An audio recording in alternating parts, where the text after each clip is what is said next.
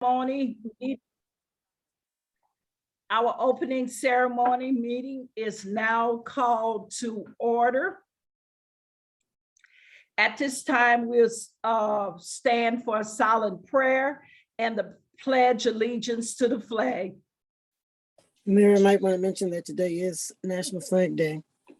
Okay, thank you, Councilwoman Burrow. Today is National Flag Day, so it should be an honor for all of us to do the pledge allegiance to the flag. So let's stand for a silent prayer.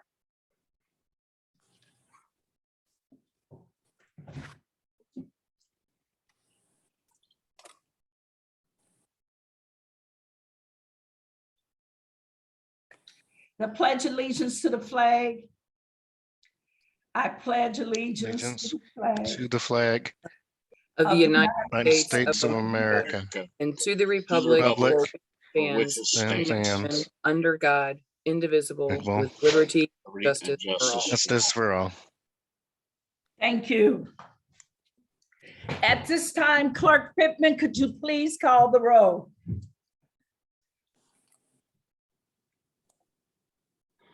Yes, Councilwoman Noah, Here. Councilman Palmer, Here. Councilwoman Burrow, Here, Councilwoman Robinette is entering the room right now. Councilwoman Lipka, Here, Councilwoman Nelson, Councilwoman Nelson, you're mute. Here. I believe she might be in now, Councilwoman Robinette.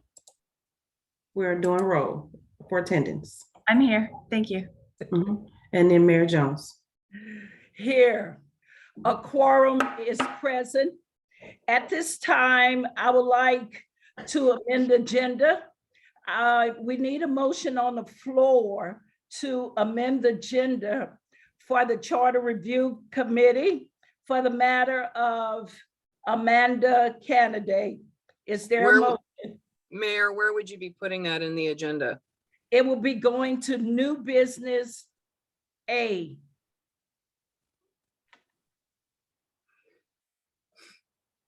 Is there a motion and a second?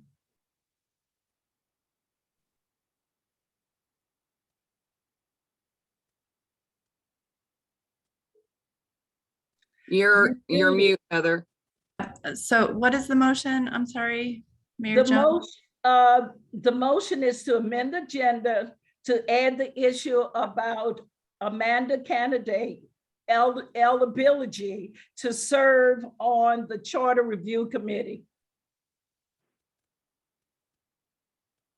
To review her eligibility.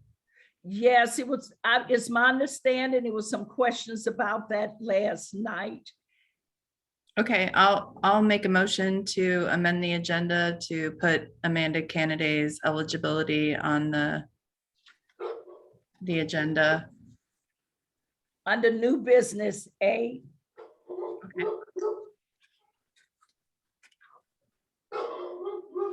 Is there a second? Adrian Nelson, second. Are you ready to vote? All in favor? Aye. Aye. Any Aye. opposed? The ayes have it. It will be added to the agenda. At this time, we will open up for public comments. Clerk Pittman has asked everyone to send their comments in on yesterday, June the 13th by 5:00 p.m. If not, you could put them in the chat box. Clerk Pittman, at this time, do we have any public comments? I do. I have a couple that were submitted via email, and the first is Tammy Markham. Hi, this is Tammy Markham. Thank you for taking the time to let me talk to you, to the committee. The reason that I wanted to take this time to talk to the committee, I live at 510 Averill Avenue, and back in January, my house was hit by a drive-by shooting. My husband and I, my family were home. early, well, I'll say at 9:30 at night. This is when it happened. And the police don't really know who did it or why it happened. We don't have any enemies, so to speak of. And I work in the healthcare. I work for our local hospital. My husband's a simple repairman in our community and in the surrounding areas. And we are in a, we are trying to get our home fixed by our insurance company. And probably as many of you know, that the insurance company always likes to give you a hard time when you're doing that. So one of the things that the insurance is demanding is that I have a letter from the city of Ferguson with specific wording. So I have been since January trying to get the help from the city of Ferguson with help from my contractor to get my house fixed. My siding has holes in it. My windows have holes in it. My front door have holes in it. My roof has holes in it. My car was shot up. I was able to get the car fixed. The inside of my home is shot up. The bathroom floor is shot up. All our personal items were, bullets came close to our head. I mean, it's a horrible experience, and just trying to get the city to help me has been a horrific ordeal. The only person that has been kind enough and helpful has been the mayor. And I want to say thank you for returning my emails. Thank you for talking to me on the phone. I was able to get Shirley Cobb to help me in this. And then something happened and she decided that she can't help me. And I'm not really sure what happened. My home has asbestos siding. And like most homes in Ferguson have that because they're older homes. I have been in that home for 20 something years. And we all know that asbestos is no longer available. And the insurance company wants just to cut out the random bullet holes instead of replacing the siding on the home. And asbestos is no longer available because of the fact of the hazardous components and the OSHA regulations and so forth. So I've done some research on my own.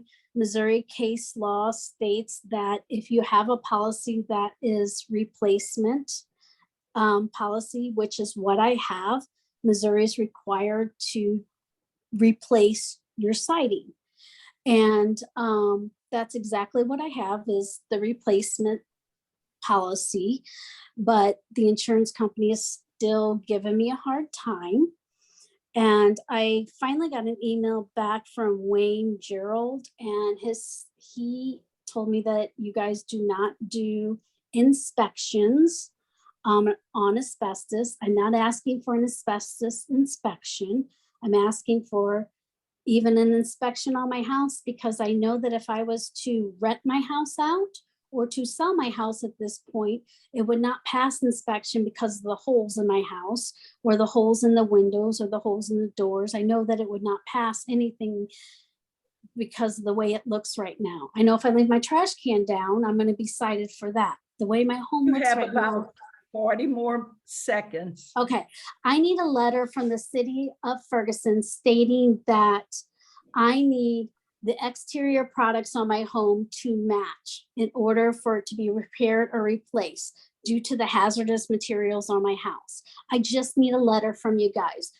That's all I need is the city to give me something in their letterhead to do that. That's all I'm asking for. Ms. And- Markham, Yes, my number, write this down, is Okay. 314 okay, 973 okay, 2594. okay. And I will be happy to help you as well as the mayor has, but I will be happy to help you. Are you saying that I can get a letter? I'm not saying I can get a letter. I'm going to say that I'm going to do everything to help you get a letter, but I can't promise that myself, but I can definitely help you walk through the process to get your letter. because I've been promised a letter and then all of a sudden I've been told no, and I don't understand that. And Well, this has been going on since January. Let her Well, finish, good, Councilwoman.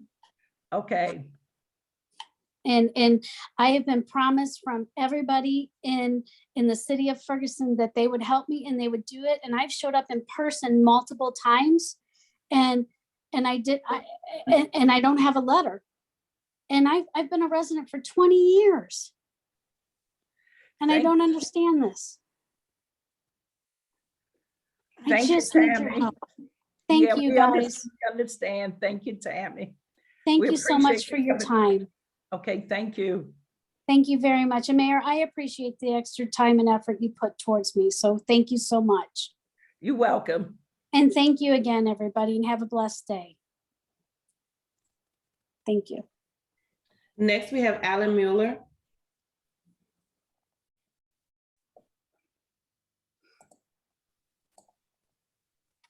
Good evening. There it goes. Okay. Tonight's meeting will include a review of the Neighborhood Policing Steering Committee's suggested edits to the Conflict of Interest Ordinance. My comments tonight solely reflect my own opinions and do not represent the opinions of the NPSC. It has become increasingly apparent that the Conflict of Interest Ordinance needs to be completely rewritten. The proceedings of the 24 May Council meeting clearly exposed why major changes are urgently needed. Conflict of interests are extremely corrosive. They damage the community's trust in our government, damage trust between the council and city staff, and damage trust between the individual members of the council. We witnessed the result of all of these broken relationships at the last council meeting. To have any hope of repairing these relationships, the following issues need to be addressed in the ordinance. First and foremost, Ms. Pittman, Mr. Osterberg, and the rest of the city staff need to be taken out of harm's way. It is unreasonable and improper to have them provide investigations, opinions, judgments, or enforcement of issues involving a member of the council. City staff must be able to function without becoming political or risking retaliation. As long as the people tasked with enforcing the ordinance rely on the council for their employment, this ordinance is worthless. Second, provisions of the ordinance need to be expanded to cover the whole spectrum of issues that could be improperly influence one's decisions. An obvious current issue involves property ownership. The aggregate of seemingly small possessions or income sources can accumulate into something yielding a powerful influence. Third, financial, property, and other wealth statements must be thorough and readily available for public review. Even so, the current cloud of distrust that hangs over the council will not lift until the economic sales tax records for the past 5 years have been fully made public and the final results of the forensic audit are known. Fourth, in addition to expanding the definition of familial relationships, the ordinance also needs to recognize the influence of friendships, school and church affiliations, and political alliances inherent within our small town character. This leads to the last item. I recognize that laws cannot prescribe good behavior. Even so, the conflict of interest ordinance is actually a demand for ethical behavior. The limits on business ownership and income that form the basis for the current ordinance are a false and ineffective substitute for what we are trying to achieve: independent, impartial, and responsible governance. A revised ordinance must demand that our council and staff maintain superlative ethical values. These values must rise above the solely financial to include respect for each other and compassionate, selfless service, the essences that should inform our conflict of interest ordinance. Thank you. Thank you, Mr. Mueller. Okay, Mayor, we're gonna move on to the chat. Now I have, first is Erica Brooks.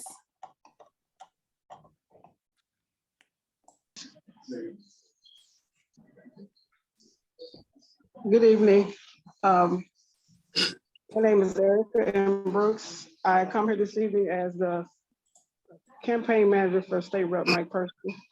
And I come here with several concerns, and I see the Councilwoman Lipka laughing. And that's part of the reason why I'm on here this evening to be I'm able just to. smiling. Well, no. Please, like I no said, conversation. Let her finish. that's part of the reason why I'm here this evening, because of the bias and prejudice positions of the city council members that openly promote candidates that are running for offices, and also they're partnering with citizens of Ferguson that are taking up signs and took up a sign and sent a message to State Rep Person saying that they have his sign, and that eventually that person texted him back and said that he can come pick his sign up. They did not work with the city of Ferguson. They were just a person that lived here in Ferguson. And I find that this corruption that's happening between the city and the citizens of Ferguson during this election is part of the reason why I agree with Mr. Mueller when I'm talking about ethics codes. And it's ridiculous to be able to have them as city council members, Tony Burrow, Linda Lipka, I know Ms. Robinette, they all spoke about hoping that Rachel Prouty, win the election at city council meetings. And it was brought to our attention by State Rep Prouty at a Breckenridge Hills meeting that it was illegal to electioneer in a government building. And he was not electioneering, he was actually simply introducing himself because he did not have territory in that area, but he's running in that area. And she has territory in Woodson Terre and Edmondson, Missouri, which are right next door to Breckenridge Hills. And so I'm really, the thing about it is, if you want to run for an office, I find it illegal, as State Rep Prouty said, for the city council members to be disrespectful and not in order. And I know Tony Burrow has set up in there in several meetings saying that she finds it appalling for citizens to come to the podium and electioneer. And she proudly electioneered for Michael Palmer, that's there. She proudly electioneered, they like to say, once again, electioneering for State Rep Prouty to be in 40 office. seconds left, Ms. Brooks. Yes, thank you. And I find it, very unfair for the city to hold a position in this situation. It's up to the voters, the registered voters that are in the city of Ferguson and the other municipalities to represent the registered voters and not represent their position at city council meetings. And I appreciate your time. Thank you. Thank you, Ms. Brooks. Okay, Cassandra Butler. Good evening, everybody. I want to reiterate all of Mr. Mueller's points. I also want to say that and reiterate my last point the last time at the last council meeting, where the bottom line has said council members either need to be on a governing member of the council or do business with the city, but not both. And so if you're a current member and you prefer to do business with the city, it's okay. Just resign, please. I think the council meeting last time was a lesson on the problems that having a council member submit a bid to contract with the city presents. The administration did not feel comfortable making a recommendation because a sitting council member was one of the bid submissions. So they did not make a recommendation. And instead, to make another point, 2 council members strongly supported the other council member's bid, which in doing that made another council member's point that she was also uncomfortable feeling the council person would have an unfair advantage. And when you have 2 council people selling or promoting your bid, that was a clear demonstration of the problem of having a sitting council member submit a bid. Also, I was surprised at the conflation of what is or is not a conflict of interest. A conflict of interest is not defined by legality or by whether it is allowable via the ordinance. A conflict of interest is just that. When you do when you have a conflict of interest. So it is difficult for an ordinance to anticipate all forms of conflicts of interest. Therefore, ordinance that attempted to anticipate all the ways you can have a conflict of interest would be thousands of pages long and would need frequent update. So it can't do that. And for the best model or standard for avoiding the appearance of a conflict of interest. Avoiding the appearance of a conflict of interest. 40-second, Ms. Butler. So, and I think the highest moral level is understanding the spirit of the law versus the letter of the law. And the conversation I heard on the council was looking at that lowest level, which is the letter of the law. You were asking, is it legal? And I don't think that's a high enough standard for where Ferguson needs to be or should strive to be. So again, please either decide do business with the city or to be on the governing board, but not both. Thank you. Thank you, Ms. Butler. Adrian Shropshire. Good evening, council. Good evening, Mayor, City Manager. I'm here this evening to speak on the Juneteenth celebration we're having Sunday. All staff is invited. There will be and City Manager, we'd like for you to attend if possible. Council, we would love for you to attend. Mayor, and all staff, if possible. Ribbon cutting. We have a few businesses that will be doing a ribbon cutting, the new businesses. Will be in the Jolly Trolley. The MC, just to give you a current update, will be Carol Daniels. We'll have various nonprofits. We'll have couple bands and some artists and singing artists. One thing that I was concerned about was the heat. So we've prepared. I've talked to the fire department on the water cooling station, and I will check with them tomorrow on some fans. And we plan to have a cooling station underneath the pavilion with the Red Cross and the Women's League of Voters. Moving on, we will have some vendors there for a food. We only have single vendors for each craft or trade.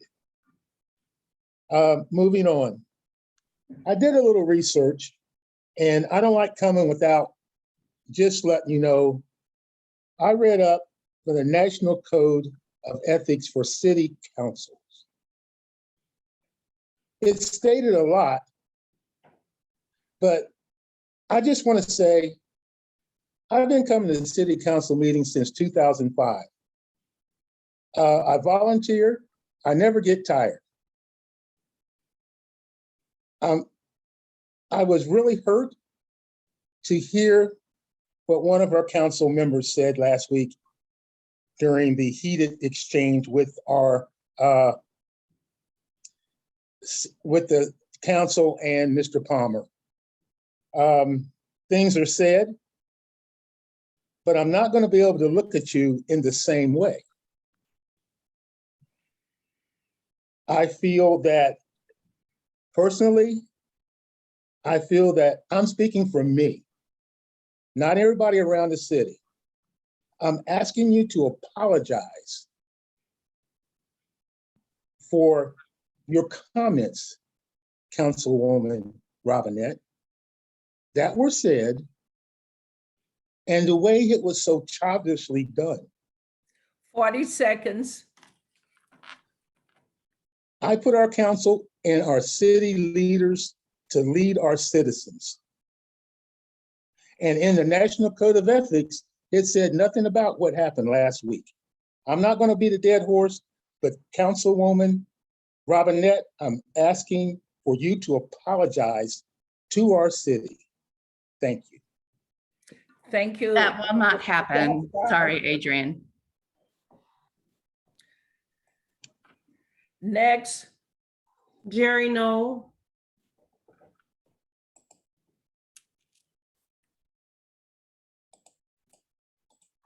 Thank you, Octavia.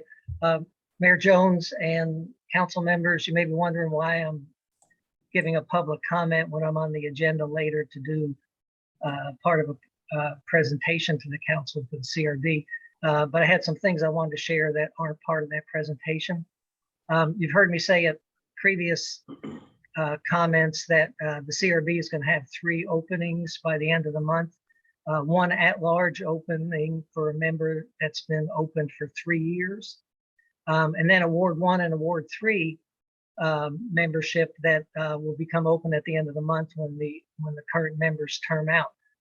At our June CRB monthly meeting, our longtime chairman, Eugene Franks, announced that he and his wife are moving and he will resign the CRB at the end of the month. So now, by the end of the month, we're going to need 4 new members, 2 Ward 1, 1 Ward 3, and 1 at large.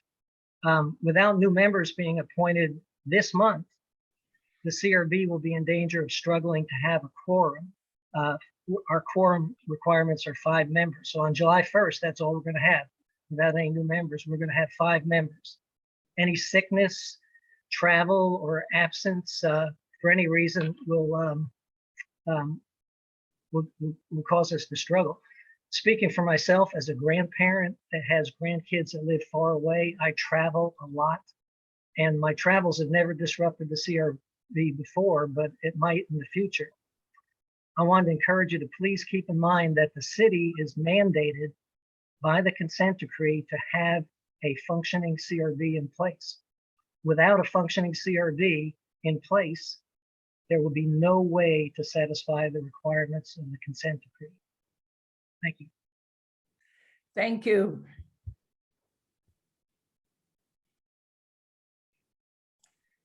Becky Miller.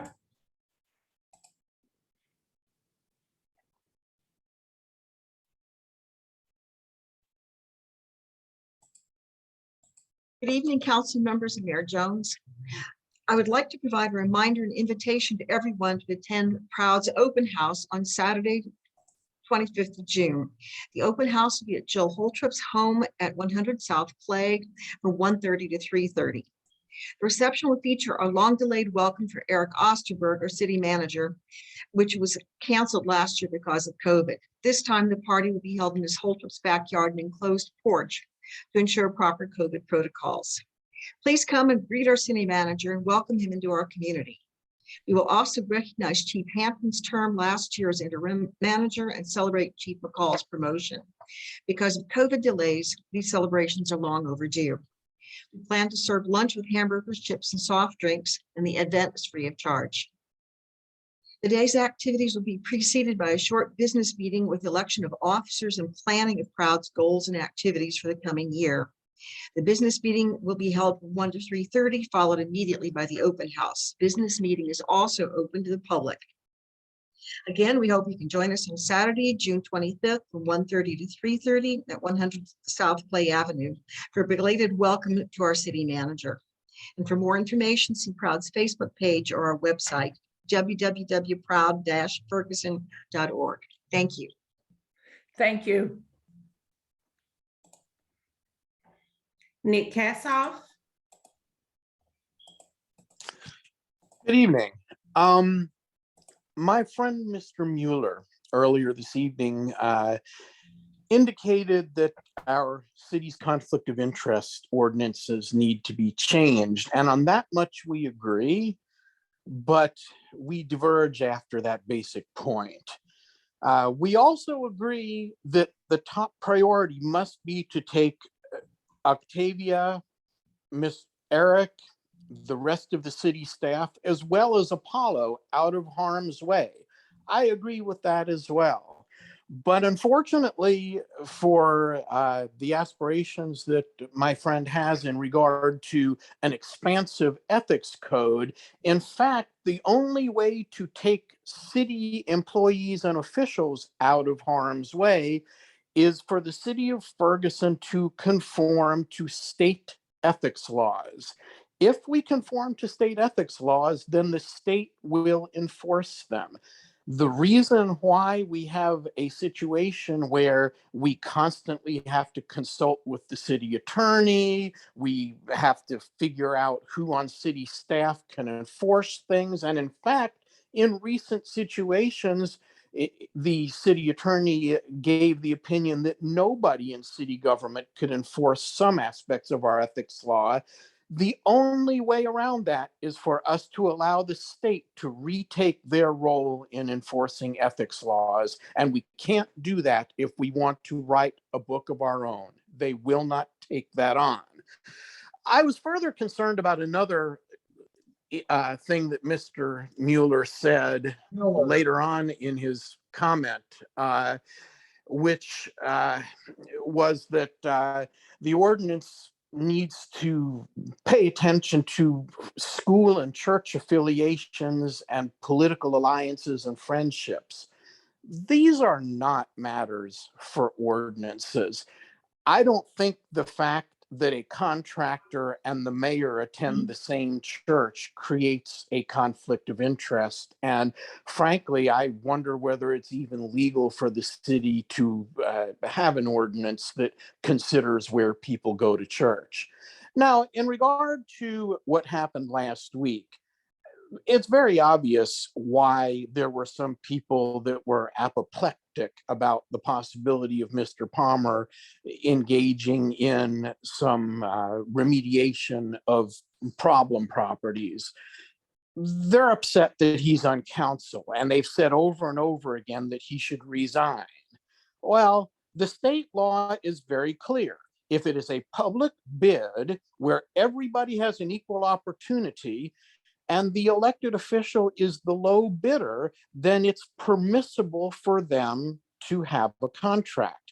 And as far as Mr. Castle. And as far as a conflict of interest goes, let's be very clear. The conflict of interest would be if Mr. Palmer had either participated in the debate or voted on the awarding of a contract to himself. He sat in silence and he did not vote. So there was no conflict of interest.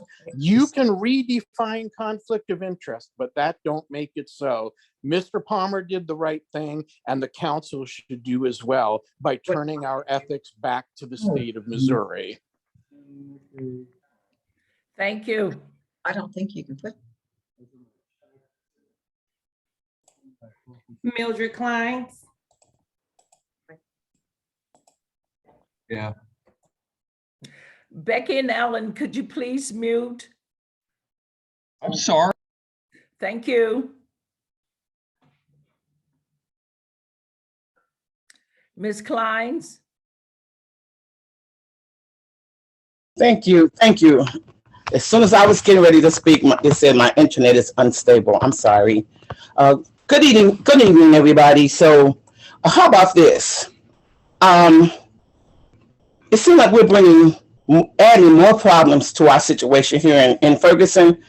I don't think a sitting member of the council should be doing business with the city. Now, we can make amendments to our ordinance so that we can make that so. I don't think if you're sitting on our city council, you should be doing business with the city.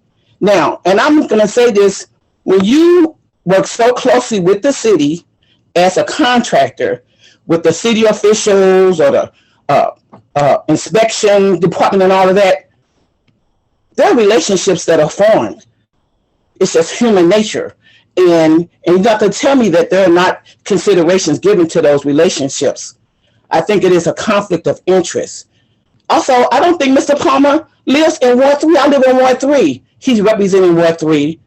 And I will go to my grave knowing that you, Mr. Palmer, do not live in Ward 3. So I'm already having issues and problems with ethics and morals, because if you're going to represent like that and you're not really being truthful and honest with us, I already have an issue with you as a city council member representing my ward or representing my city. So I am right in step with Mr. Mueller when he was saying that we need to really, I mean, we worked on it. I'm talking about, this is me personally, I'm not speaking on behalf of the NPSC, but I'm speaking on behalf of just Mildred. But our conflict of interest needs to be strengthened up. And what happened at the last city council meeting, that would have never happened if we did not have a city council member still trying to do business with the city.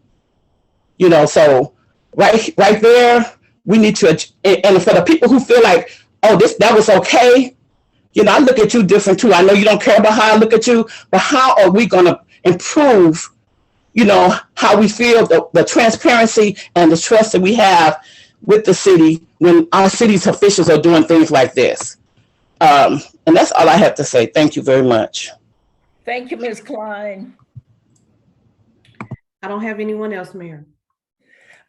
Thank you for the public comments. And I just want to make mention, Mr. Kassoff made allusion that the mayor and a developer may go to church together. I don't attend church in Ferguson, and I don't attend church with any developers. So I want that to be made clear. At this time, we're at the end of the public comments. We're now moved to the manager's report. City Manager Eric Osterberg. Yes, first. Yeah, absolutely. So first off, City Council, I have a request to move the public hearing for our budget and 5-year CIP to next Tuesday. I did not get an opportunity to finish the budget. I'm still going through and just finalizing the budget, making sure I'm going through all of City Council's notes from our budget meeting, making sure everything is reflected.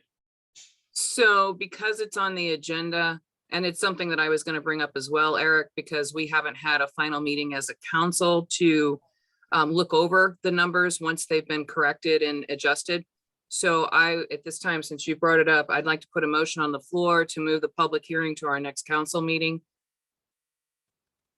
There is a motion on the floor to move the public hearing to our next council meeting. Is there a second? Actually, Mayor, I do want to amend my motion. I want to put a motion on the floor to move our public hearing for the budget to the next council meeting or the meeting.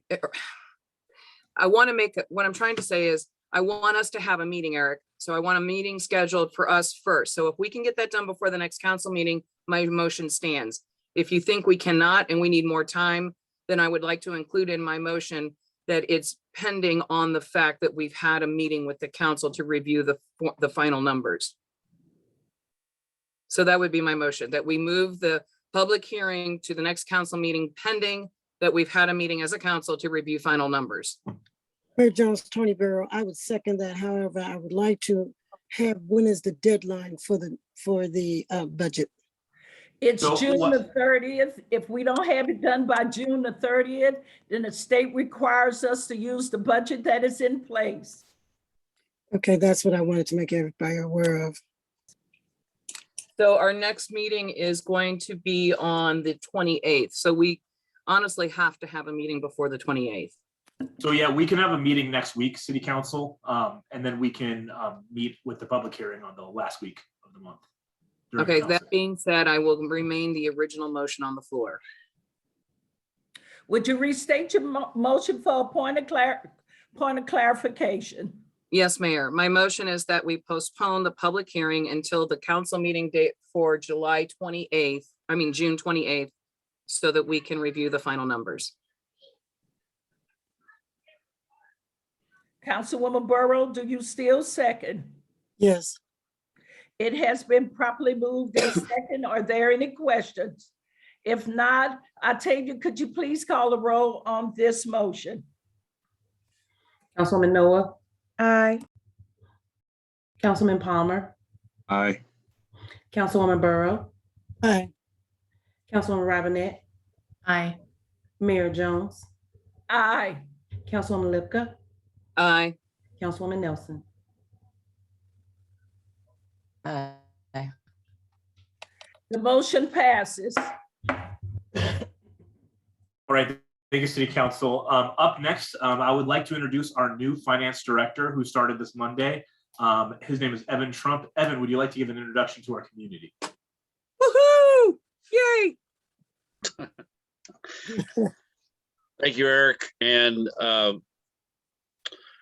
Mayor and City Council.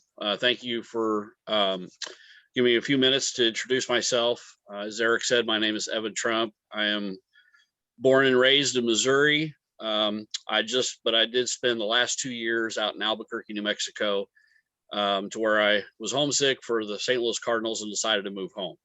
So, anyways, most of my background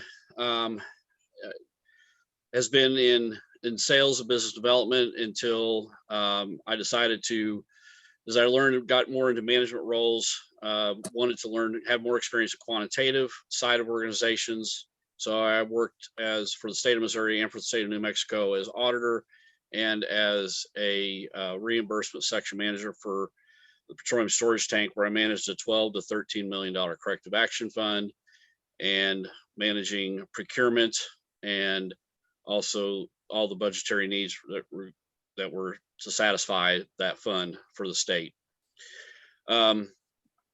I graduated from Missouri Military Academy. I was third generation to graduate from there. My degree in business administration is from Southeast Missouri State in Cape Girardeau.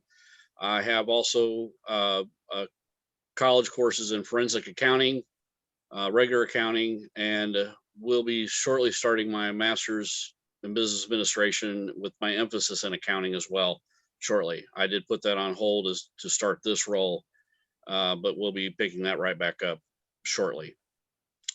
I just want to say that everybody's been very welcoming and very gracious, and I have loved getting to know my staff and all the people that I work with so far. I firmly see myself as a public servant, and I encourage my staff to conduct themselves as well, so our efforts are transparent.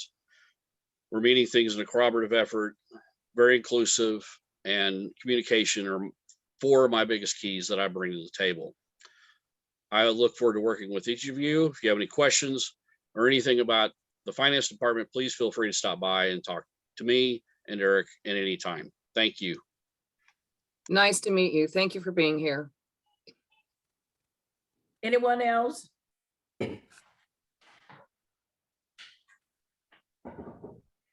All right, thank you, Evan. Moving on, I wanted to provide an update to City Council and the community about our grass nuisance abatement and kind of where we are as a city. So far this summer, Code has cited about 220 properties. As you know, following last council meeting, we have one vendor who is Jenkins, who has abated so far, or who's abating weekly about 25 lawns a week, so we're making pretty good progress. I will say though, is the reality is that we have more than 200 lawns that have overgrown grass. So that number will steadily increase in the coming weeks. So in an effort to ensure that we are keeping up with the grass abatement, especially as it's going to continue to grow this summer, that's just nature, is that we released another RFP to get additional nuisance abatement contractors last Friday. It will close next Friday. So I'm hopeful that we'll get some additional contractors on board to accelerate that schedule. We have two hands raised, Councilwoman Nelson, then Councilwoman Noor, then Councilwoman Lipka. Okay, Eric, I just really have two questions. I've been getting a lot of calls and emails regarding Republic and trash not being picked up. And I've also called myself. Have you heard anything or what's going on regarding that? Because I'm getting a lot of calls. Yeah, I can give an update about Republic now. That was on my list actually. So Republic is experiencing some pretty severe staffing shortages. I've been in contact with Joelle once a day for the past few days She's communicating to me on a daily level how shifts are being rescheduled. Essentially what Republic's doing right now is that they are going to be redirecting labor from other routes in other parts of the city, not city of Ferguson, but other cities here. So we're hopeful that we'll get trash picked up by the end of this week. As well as making up for last week and then the prior weeks. I know that we missed yard waste as well. Okay, Councilwoman Noah. Okay, hello, everyone. My question, Eric, is in reference to the grass cutting with the new vendor, Jenkins and Sons. You just stated that they're mowing about 25 yards a week. Is there any reason why we're only allowing 25 yards a week? I mean, have we had a conversation with the vendor? Did we take the vendor on a tour of the city to explain, what our needs are? Correct. So that's the limit of what they're able to accomplish, which is why we are looking for additional vendors to bring on. Just with their manpower and their equipment. That's correct.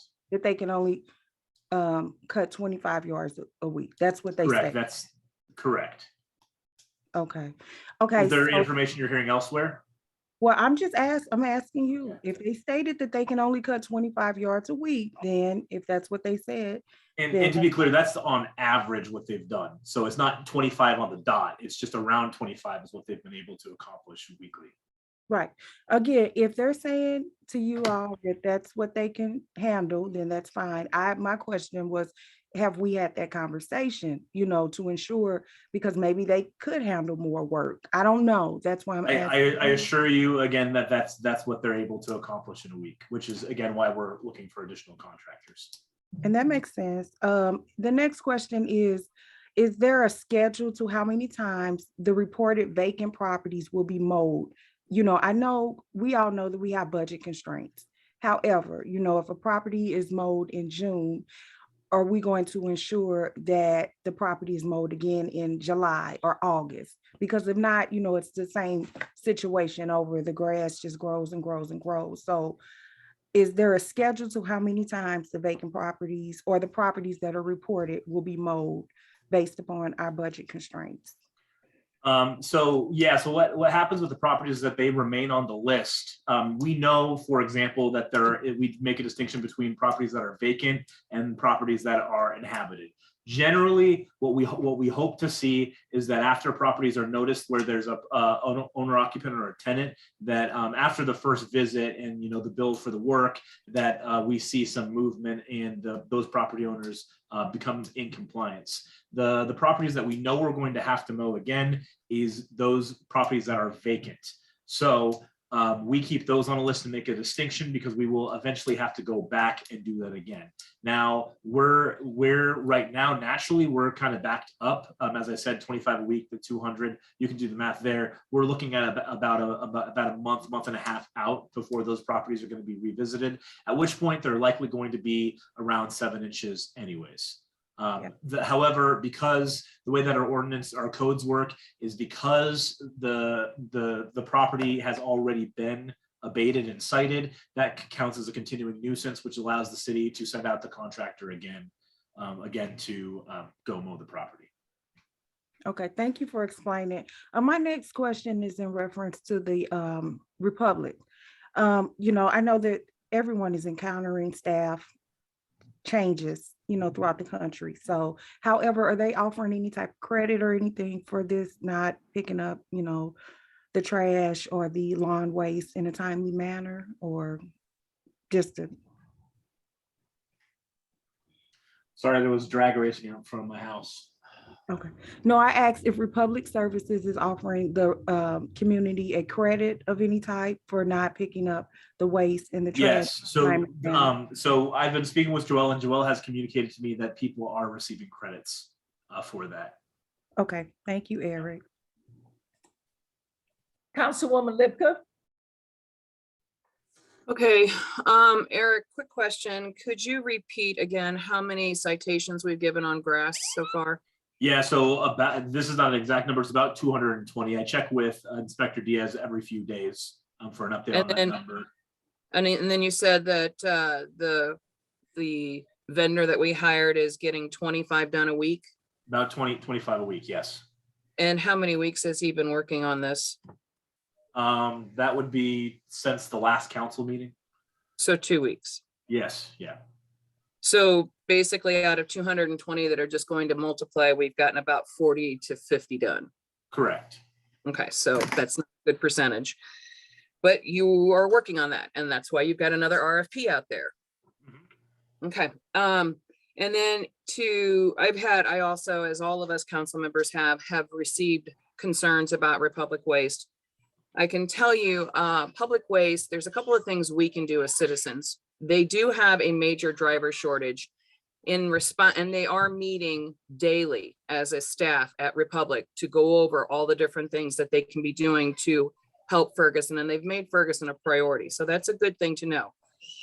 They also have they've been hiring drivers as fast as they can. They got 8 drivers hired. They're in the training process right now, and they will be on their routes within 4 to 6 weeks. They've also got 8 more drivers in the pipeline, and they've also just developed a driver training program, which is recruiting and putting drivers out there as we speak. They also entered into an agreement last week with a temp agency to hire laborers to help the drivers along the routes. So please be patient with those people who have been hired. You may not see your trash can standing straight up. It may be tipped over. Don't go crazy over it. Keep in mind as citizens that that Republic is working with our community, and they are making us a priority. I would also state that we as citizens, if you remember correctly, about 8 months ago, or maybe it was even longer than that, maybe it was a year ago, Republic chose Ferguson to pilot a program about recycling because we were a community that wasn't recycling properly. So they piloted a program where they came into our town and they taught us as citizens by walking around to the trash cans and looking in the trash cans, and they would tag our trash can if we didn't have the right things in the right containers. So, right now, like, I know I've had a lot of phone calls about yard waste. So for instance, this week's yard waste, let's see, today's yard waste route only Monday, the 13th is delayed until Tuesday. So yesterday's yard waste was delayed till today. And they have been sending out call blasts. So if you're seeing Republic on your phone and you're ignoring those phone calls, you're ignoring the information that you're asking the council members for. So please pick up the phone and pay attention, because Republic is doing everything in their power to communicate to their customers in Ferguson as to what is going on. Also, when we recycle properly, the recycled containers do not stink. If you do it right, the yard waste does stink. So that's why they're trying to make yard waste a priority right now. And they can't, they are not at full capacity. So they are working, and strategically, they're trying to pick up the trash. They're trying to pick up the yard waste. They're trying to pick up the recycling. So just know that this is something that not only are they working on, not only are they trying to communicate to their customers to what their process is, but they've also been meeting daily to see where they are and keep up to date. They've made Ferguson a priority. They're pulling drivers in from other cities to work in Ferguson. And they're also creating all kinds of ways to recruit new drivers. So if you need a job, you can go apply at Republic. They will hire you. And that being said, I would also say that Republic's doing everything they can, but the city of Ferguson needs to do more to communicate as well. We need to start putting this information in the city newspaper. We need to start blasting this just as much as they are through our social media, through our website, all of that. So I would ask that we as the city do a better job at communicating, because when citizens call, and keep in mind, folks, if they're having a shortage on drivers, they're also having a shortage on their own staff, because they're actually pulling staff out of the office to work on the routes. So when you're calling and you're not getting an answer and you're getting pissed off about that too, which is acceptable. I understand that everybody gets frustrated. Keep in mind that, these things all are connected. And Republic's doing their best to communicate. The city of Ferguson as a staff, we all need to do a better job of communicating, and we all need to give each other some grace, and this will get done. And like Eric said, there are refunds being given. I do know, like St. Louis Avenue was 3 weeks, no trash pickup. That finally got fixed. So we are communicating to them areas of Ferguson that are being neglected, and they are trying to respond as quickly as possible. So just keep in mind that all of this is going on, and I think it's just a matter of letting people know what's happening and how much people are hearing them and how much people are trying to work toward a resolution for them. So that's it. Thank you. Councilwoman Borough, then Councilman Palmer. Thank you. I just want to really tip my hat to Republic for what they're doing. Councilwoman Lipton really put it all into perspective. They're doing the best that they can, and they're making this priority. I appreciate that. Eric, I appreciate what you're doing, keeping Diaz and his people calling, taking calls, so they know what is going on in each sector of the city. So for those of you that are not getting answered, I will tell you that the city staff is doing the best they can. And it's just, I almost said Sister Lipka, but as Ms. Lipka has stated, we have our task cut out for us as well. The one thing I would like to bring to your attention, Eric, is that I have some residents here over in the second ward who have beautiful lawns and have had ever since I've been here, and they're getting cited. And if you take a look at their lawn, I spoke to Diaz about this. A common Joe Blow ought to see that this is a yard that has been taken care of religiously. So I would really appreciate if the team that is going out, putting out these citations, take a look at the lawn that you're citing and see that it could not be like the average situation. I think it was because of all the rain. As many people that has called me to a person that felt that they had been unjustly handed a citation, they were correct. Some of them were getting their grass cut the very next day, or because of some situation with their lawn person having to cut extra grass, they didn't get to them on the day they were supposed to, but they have contracts. And so I would appreciate it if you would make a note of that. I really don't want to aggravate a citizen at this time that we're having all kinds of situations with the trash and the pickup. So if you could reiterate that, I would appreciate it, Eric. Thank you. Thank you, Councilwoman. Councilman? Mr. Osterberg, could you inform me as to when our contract for trash services will be going out to bid again? Yes, so let me get back to you on that. We just entered into the contract though, Counselor, just earlier this year. And I don't want to misquote it. I believe it's a year with an option for an extension, but let me actually get the contract in hand just to make sure. And I can actually send you a copy. I thought we went into a 5-year contract. I don't think so. I thought when it wasn't a year. I think it was a 3-year contract with a 2-year option. I don't want to speculate. So let me just get I'm adding that to my to-do list, and I will send it out to City Council with the. It might be a 3-year with a 2-year option. Yeah, but that's speculation. So yeah, okay.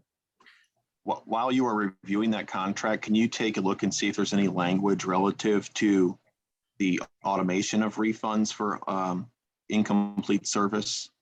I get it if it's a day. I get it if it's a day late, but when you miss people's service, the person is entitled to a credit because in actuality, the company is having record profits because they're not providing the service, but they're billing for that service. So while I'm sympathetic to their driver shortage, they still shouldn't be charging us for something that we're not paying for.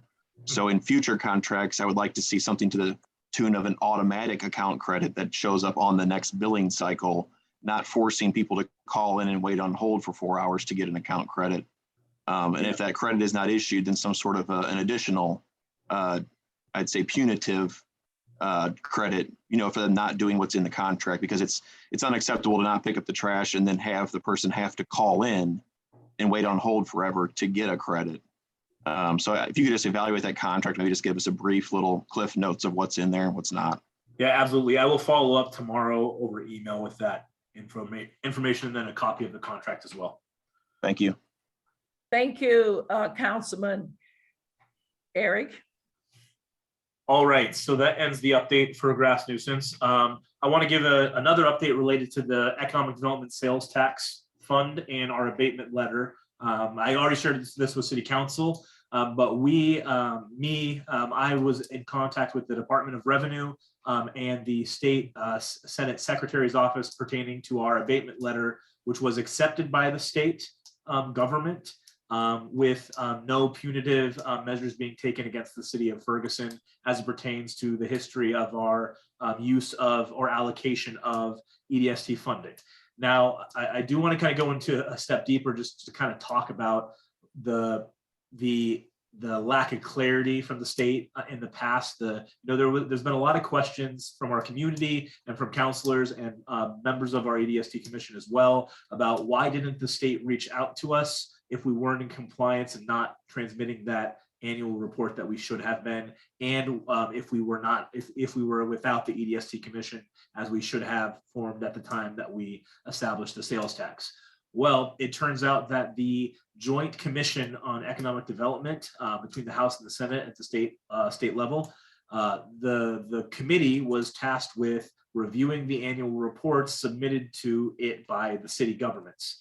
Now, in 2017, 2018, that committee folded, and the responsibility of the reviewing of the letters and the accepting of the letters transferred to the Senate Secretary's office. So there is a simple, I spoke with the state Senate Secretary, and what they have implemented in place of this is just a simple pass-fail where they keep a list of the cities that have EDST funding and who are supposed to be submitting letters annually. I asked the question very bluntly, and I said, well, are you not responding? Are you not reaching out to cities when they've not submitted the letter?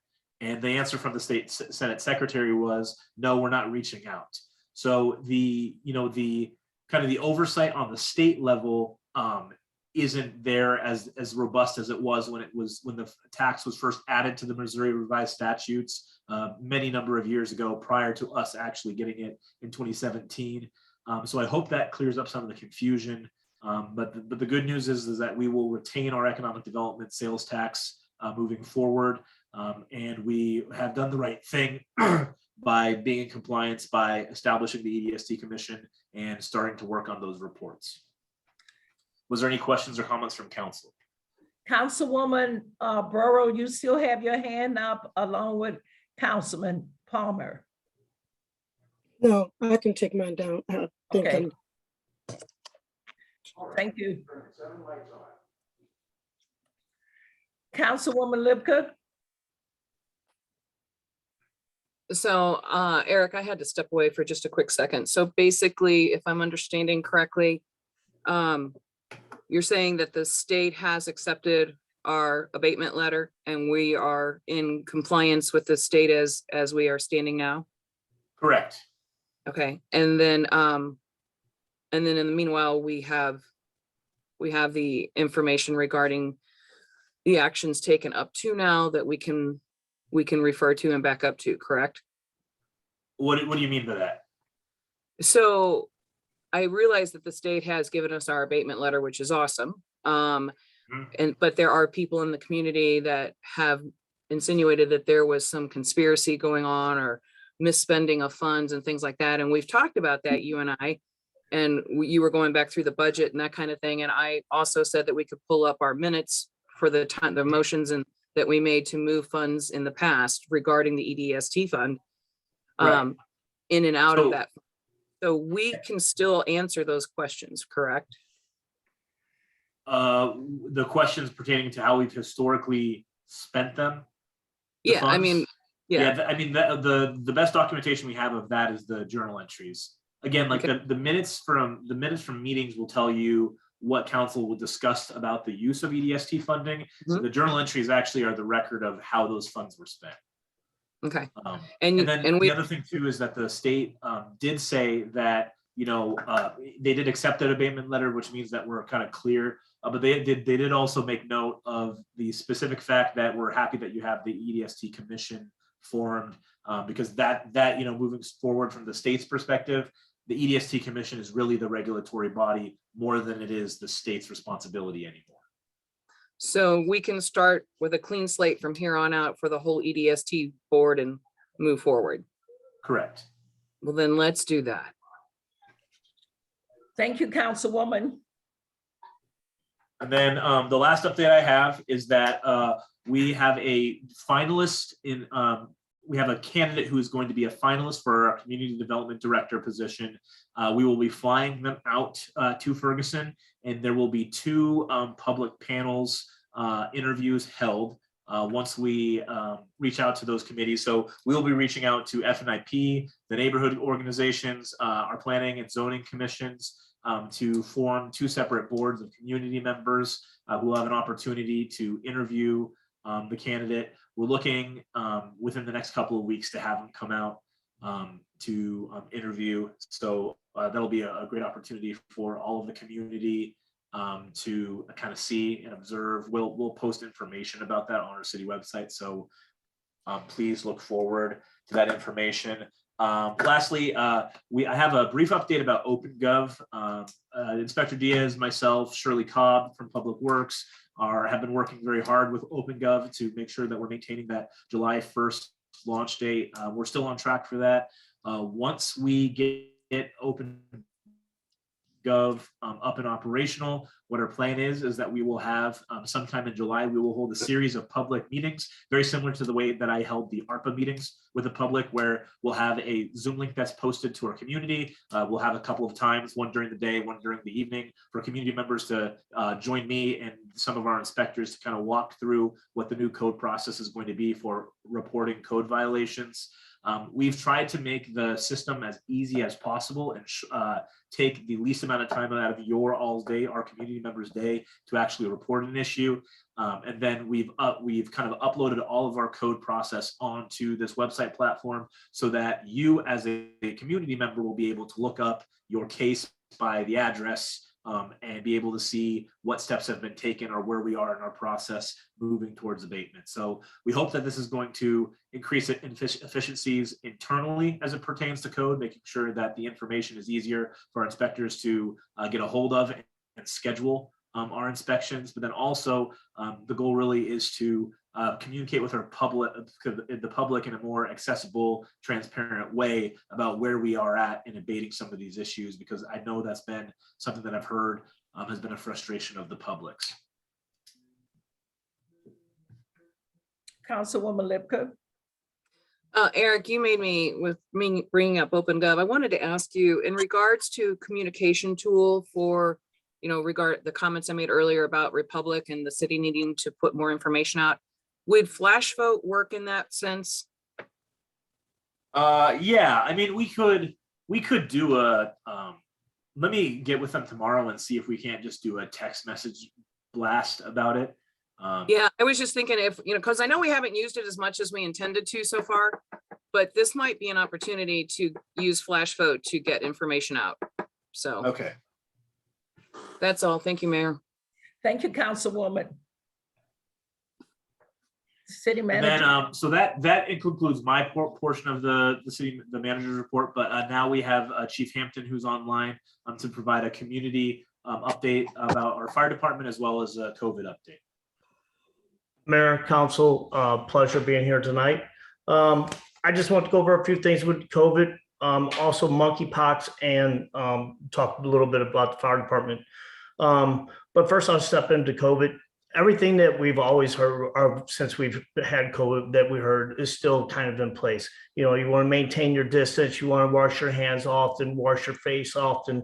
But the St. Louis County has just, within the last 7-8 days, put us to a high level, which means that our 7-day rolling total number is increased to 15% in the last week. And we are approximately 380 to 400 weekly. This trend is from the new subs variant of Omicron. And the Department of Public Health, there is no mandate, but encourages everyone to get vaccinated. Make sure you get your boosters. wear masks indoor at public places. And also, if you're feeling sick or showing any signs or symptoms, to stay home. But we've heard this over and over, but it's good to talk about. And right when I'm done, I'm just going to go down the list of symptoms so everybody just gets a refresh of what it is. But by the COVID numbers in 63135, we're at 108 new cases. And the 63136, we're at 160 new cases.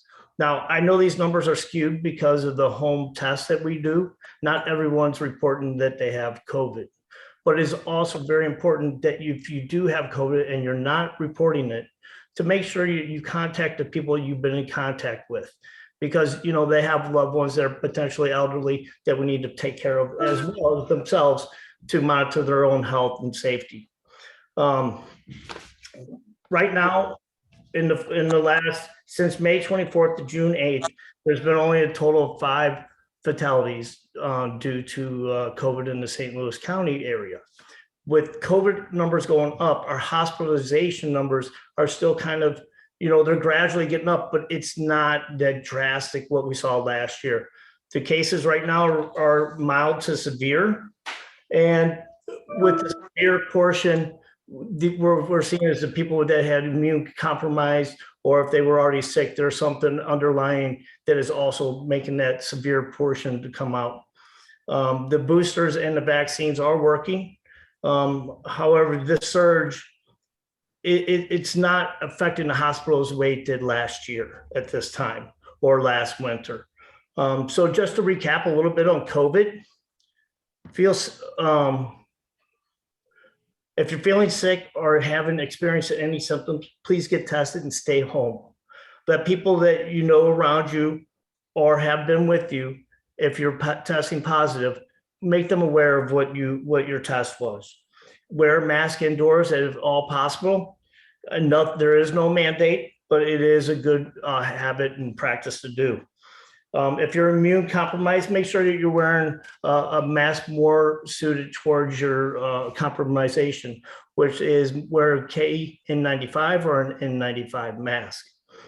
So we have rapid tests available all over the place, but you can also get your boosters and your vaccines at the Johnson C. Murphy Health Clinic in Berkeley, and also all your Walgreens and CVS's. I know Urban League was, I just got the phone with the gentleman for Urban League. They're going to be setting up something very shortly, I believe myself, in the near future as well. But if you're also immune compromised, consider not attending any indoor large events that you have the potential to be exposed. So that's my portion on COVID. Does anybody have any questions on COVID? No? Okay, so I'm just going to hit the main symptoms for COVID. So we just get a recap, and so you can hear it, and maybe that might trigger something like, hey, maybe I better stay home. So it's the fever, the chills, the cough, shortness of breath, difficulty breathing, fatigue, body aches or muscle aches, headaches, loss of taste or smell recently, sore throat, congestion, runny nose, nausea, vomiting, or diarrhea. Those are the main symptoms that you can have during the with COVID, and you should be able to get those early and then get tested. So have a home test at hand to test yourself, and then go seek professional help if needed. Also, talk to your doctor about the potential of being on the pill or the antibody treatment, but do this before you get COVID, so that you'll know if you're able to do this portion.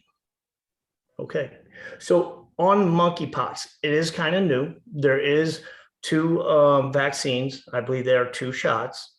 Right now in the St. Louis area, there is no reported cases. That doesn't mean it won't be here shortly, but there's no need to panic. I know I've said that before about COVID, but there's no need to panic. And we are starting to get prepared. We are starting to get trained on it, the fire departments and EMS. I know the dealing with Missouri State, they've already have a plan in place, and that we will be getting to know that plan here very shortly. So anybody have any questions on monkeypox or COVID? Councilwoman Nelson. Yeah, thank you, Chief, for that update. Quick question though, have a lot of the like Walgreens, CVS, are they back to charging people for the boosters and vaccine? Not that I'm aware of. I will check into that and make council know what, I will inform council of that. Because I've been asked that quite a bit from some residents who've gone and tried to get like their boosters. Of course, I've asked if they have insurance or not, but yeah, I know most some of places are asking for folks' insurance Yeah. cards. So what they have been asking for insurance cards. If you go to Walgreens and CVS, you are not being charged that I know of to your insurance card.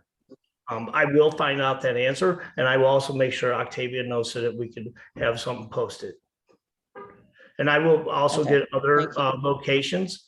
The Revive, St. Louis, there's a place that we can get our boosters and vaccines. The hospital with Barnes or BJC and Mercy, they have numbers that you can also get a hold of. I know it's like My Chart. I know there was, since everybody kind of went to either the hospitals, the charts that they're doing with the health, you're keeping your records. They're not pushing out notifications. Hey, come get your booster. Hey, it's time for you. So if anything's happening, that's a good reminder of making sure that we're in line and up to date with our vaccines and boosters. So any other questions on that? All right. So getting into the fire department, we are a very busy department. In the last 12 days, we had 154 calls. Out of that, we had 18 fires. We had 8 structure fires outside the city, 6 in the city. We also had vegetation fires and rubbish fires, 2 of each. Our EMS calls, we had 72 calls. We have 16 MVAs, 1 fatality. Our hazard condition calls, with it being hot in that right now, we also are experiencing some heat exposures.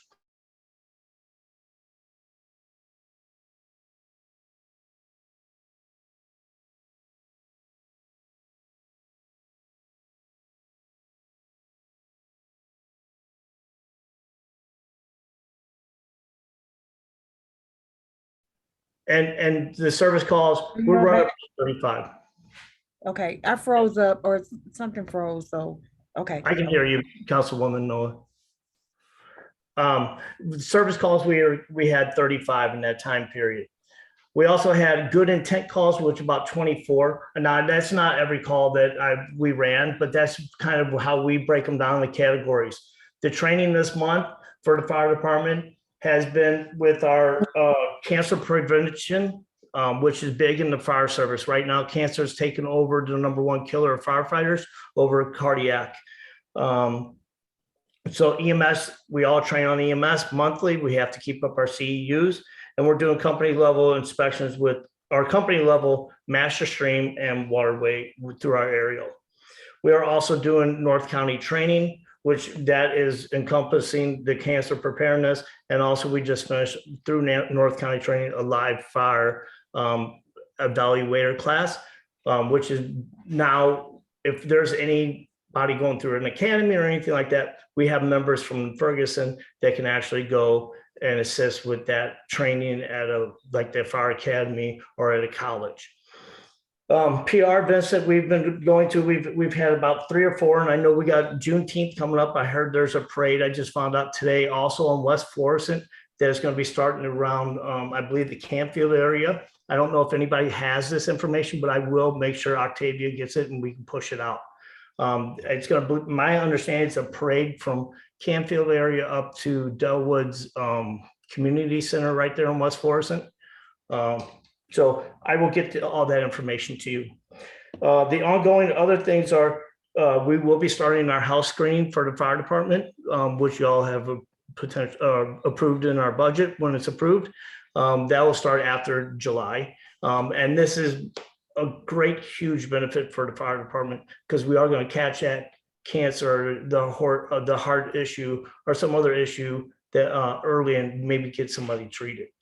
instead of all of a sudden I'm out for cancer and it's taking our workforce away, or a cardiac arrest at the firehouse.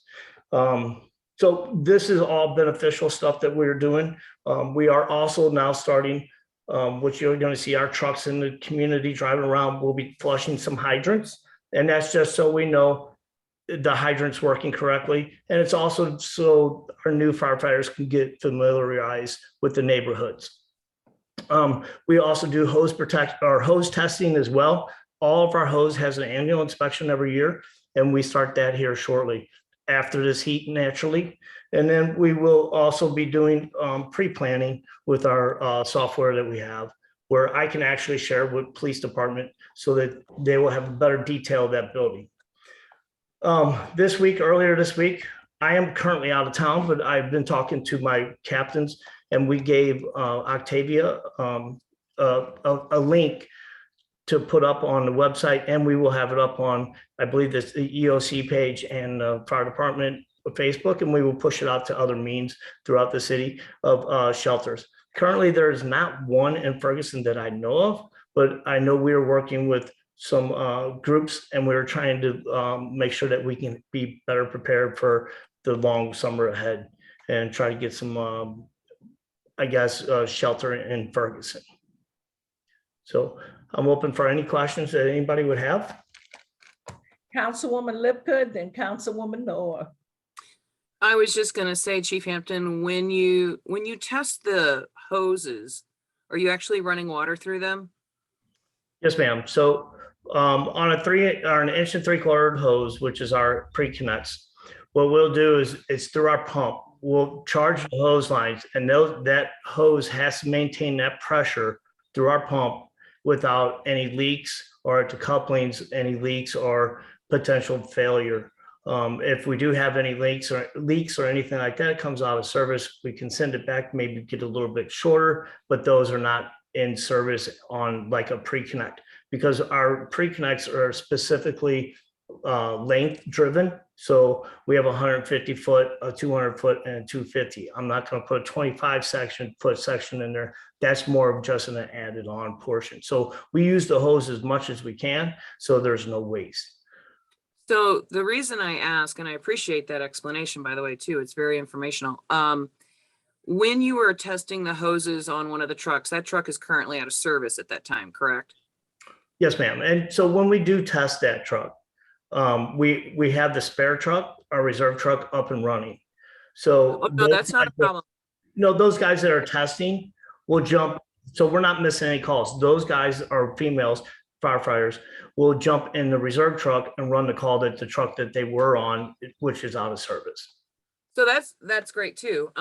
The reason I was asking is what I was getting at is, in an effort of community policing and community networking and this heat, if you've got a truck out of service and you're testing the hoses and you're testing the fire hydrants, that might be a fun time to let the kids come out in their swimming suits in the street and get wet. So I would agree that is a great time to do it. But the problem is, the reason we are doing a test is to see if we can get that failure, because we don't want a failure when our life's on the line. So if a hose does bust, we can take somebody's legs out from underneath. Oh, actually, that. And that's why we wear our helmets, we wear our safety PPE on all of this stuff, even like testing the hydrant. We've had hydrants explode. There's firefighters that have been hit in the face with the top of the hydrant. So we try not to do any of that. If people need a cooling station, I believe we're doing one at 401 bars right now, and also with Dave Musgrave at the parks. We'll take a truck up there and we'll cool down the kids. So not a problem. I did not realize that, so thank you very much. It was just a thought. I guess I've seen too many TV shows, so I apologize. Oh, no problem. Councilwoman Noah. You are muted. Sorry, I thought I unmuted. Thanks, Chief, for your report. Have we received any calls? Have you all received any calls in regards to fires being started from people burning items in their fire pits and it's gotten out of hand? Or, have you received any calls to that? Yes, Councilwoman, no, we have received calls but it's a fine line in St. Louis County. In St. Louis County and in Ferguson, there is no open burning, which means that you're not going to burn a log in just your backyard. What we are allowing in St. Louis County and through Ferguson is those chimneas or those fire pits. That's something that is all allowable. But the thing of it is, most people, the calls that we are getting is the person that's burning a 10-foot log with all the leaves on it in their backyard just to get rid of it, or they're trying to burn a stump out the ground. Those are the ones that have, especially if it's a greener tree and it still has life in it that's been cut down, those are the ones that really cause the nasty smoke that people call on. You're welcome, ma'am. Thank you. Thank you, Mayor. That concludes our manager report tonight. Thank you. At this time, we have our special presentation.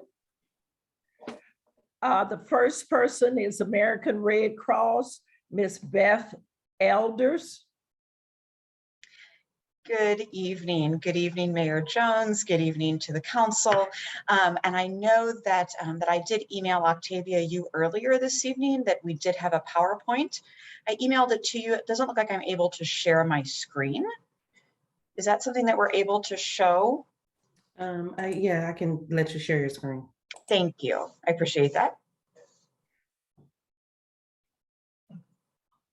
You should be able now. I've got it. Thank you very much.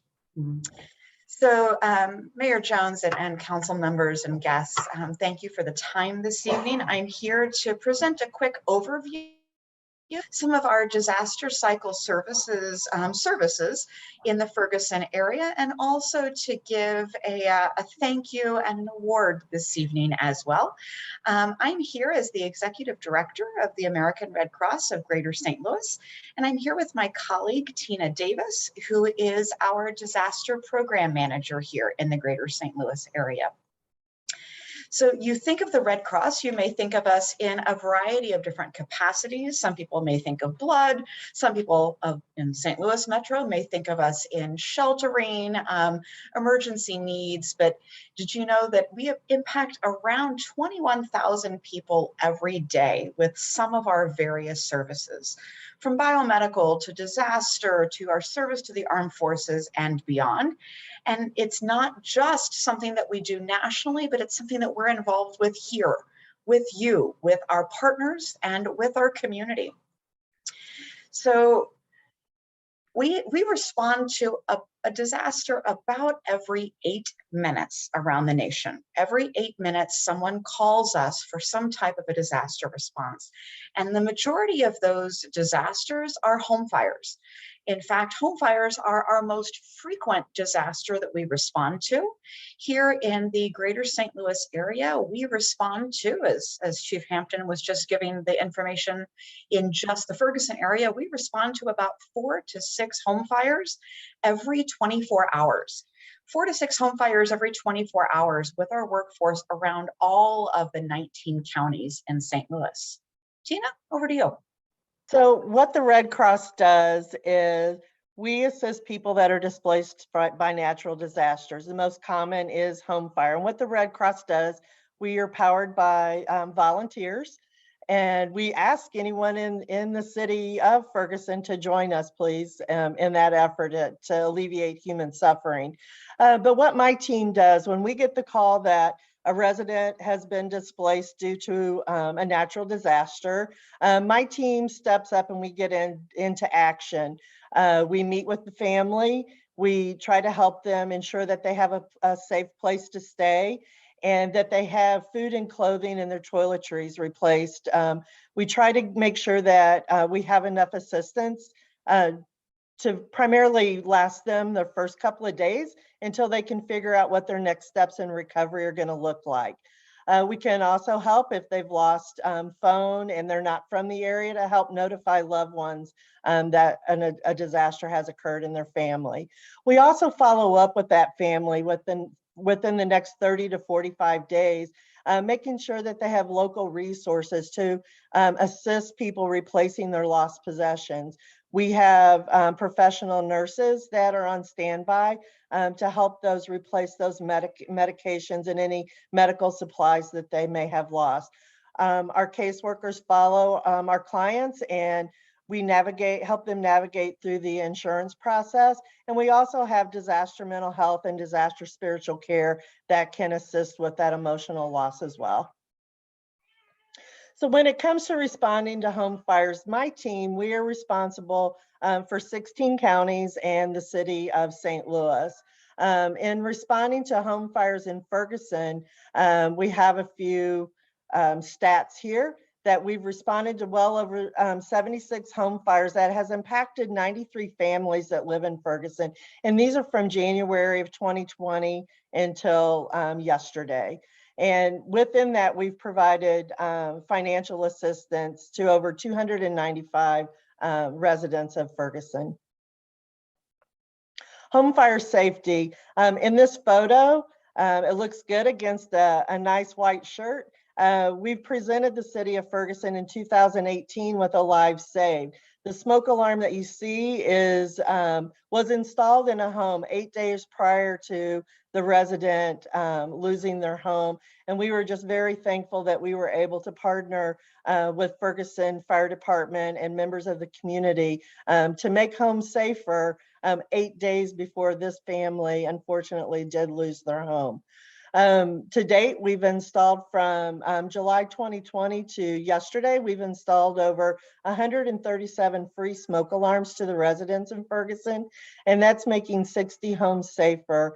Within that, that has helped 140 individuals with community preparedness. We also have preparedness education information that we're in the Ferguson Florissant School District. Al Harold, he's the Family and Community Engagement Director. He is our lifeline in getting into the schools and offering these preparedness activities for our young students. The Pillowcase Project is geared towards 3rd through 5th graders, and that's to have them learn, practice, and share, as well as develop their own disaster go kit. And then we have our Pedro, Prepare with Pedro, and that is geared towards our pre-K up to that 3rd grade level. Same process to learn, practice, and share disasters. We've impacted 203 students in the Ferguson and Florissant School District throughout the 21-22 school year, and we've got bigger and better things. We're planning on being in every school within the district within the next 3 years. On May 12th, the real reason that we're here, May 12th, 2022, every year the Red Cross, we do a national Sound the Alarm event where we go into the community and we make homes safer on a particular day. This year we were fortunate to partner with Councilwoman Noah and Chief Hampton with Sound the Alarm in Ferguson. We installed over 2 hours. It was a real quick day for us, but we were able to install 41 free smoke alarms, making 15 homes safer, and 32 people are preparing their escape plans, and they're more prepared for when disaster strikes. These are pictures that you see on your screen of the day in action of when we were in the city of Ferguson. And these pictures were actually, several of them were shared with the Post-Dispatch and a nice article and write-up. We had a photographer that followed us. Thank you, Councilwoman Noah. You posed for a few of those live in action. We appreciate that. Which brings us to why we're here. So Councilwoman Noah and Chief Hampton, we thank you both for your partnership with the American Red Cross, with our disaster cycle services team, and all that you do in our communities for preparedness, education, for home fire safety, and for community engagement. So we have 2 awards to present to you. If we were in person, we would hand them to you and do a snazzy photo op, but these are the photos that you see on the left, and it says, as you see, your names. because of your generous partnership helps us to reduce injuries, alleviate losses, and save lives. And it goes over the statistics that Tina just read to you, 41 alarms installed, 15 homes made safer, and 32 people impacted on May 12th. And it's signed by Tina and I. And on behalf of the American Red Cross of Greater St. Louis, on behalf of Tina and myself and our entire team, thank you both. And we will find a time to get with you to present these to you in person. That's all we have. Thank you very much for your time. Thank you. Thank you. Thank Chief? you. Thank you. I would just like to say thank you very much for the award. Councilwoman Noah was a very big part of this. As she saw that day and Red Cross saw that day, we actually had an emergency, an actual fire that day, which wasn't I guess I can take it back. It wasn't a fire, but it was a hazard in which the homeowner could not stay in that house any longer that day. Red Cross actually helped us out that day. The other thing I'd like to mention is the smoke detectors that we do get.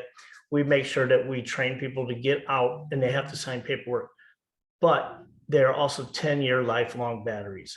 So as you all hear, listen to our council meetings and we have people that are unmuted, you always hear that chirping. And as we do EMS calls, we are always replacing batteries, and or if we look at the lifespan of the smoke detector and solid date, we have had a partnership with Red Cross that we are repairing or replacing those as well. But Councilwoman Noah is a very big part of this, and I'd like to say thank you. Thank you, Chief. Thank you, Councilwoman Noah, as well. Thank you all. Thank you. Thank you for recognizing Chief Hampton and Councilwoman Noah.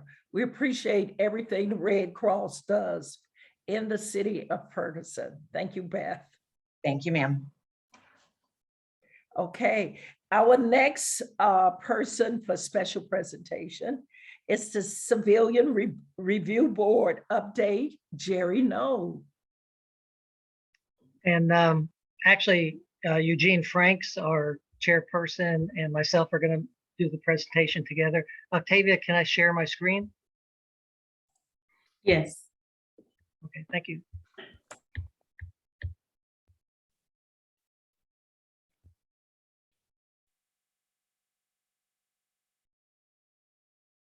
All right. Is that good?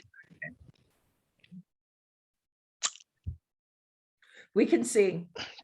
Thank you. All right. Good evening, City Council and citizens of Ferguson.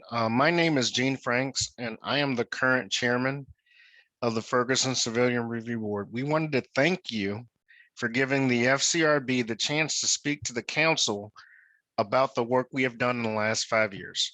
For our presentation today, we'll be going over the following. First, what is the CRB? Why was it formed? What has the FCRB found in the last 5 years? And then Jerry Noel will go into the FCRB annual report and any final thoughts. Next slide, please, Jerry. Okay.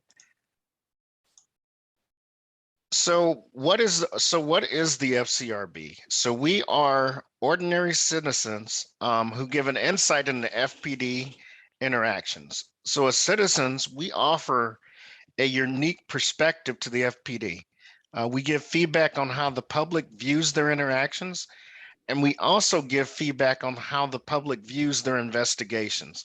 So by doing these two things, we are able to provide the FPD with information that is direct from actual citizens of Ferguson. We meet the first Monday of the month at 6:30, except during holidays, where we meet the second Monday of the month.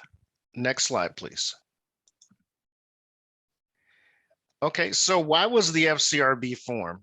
So we were formed because of the DOJ investigation of the department in 2015, where there were numerous things that were cited that the police department was doing during the time.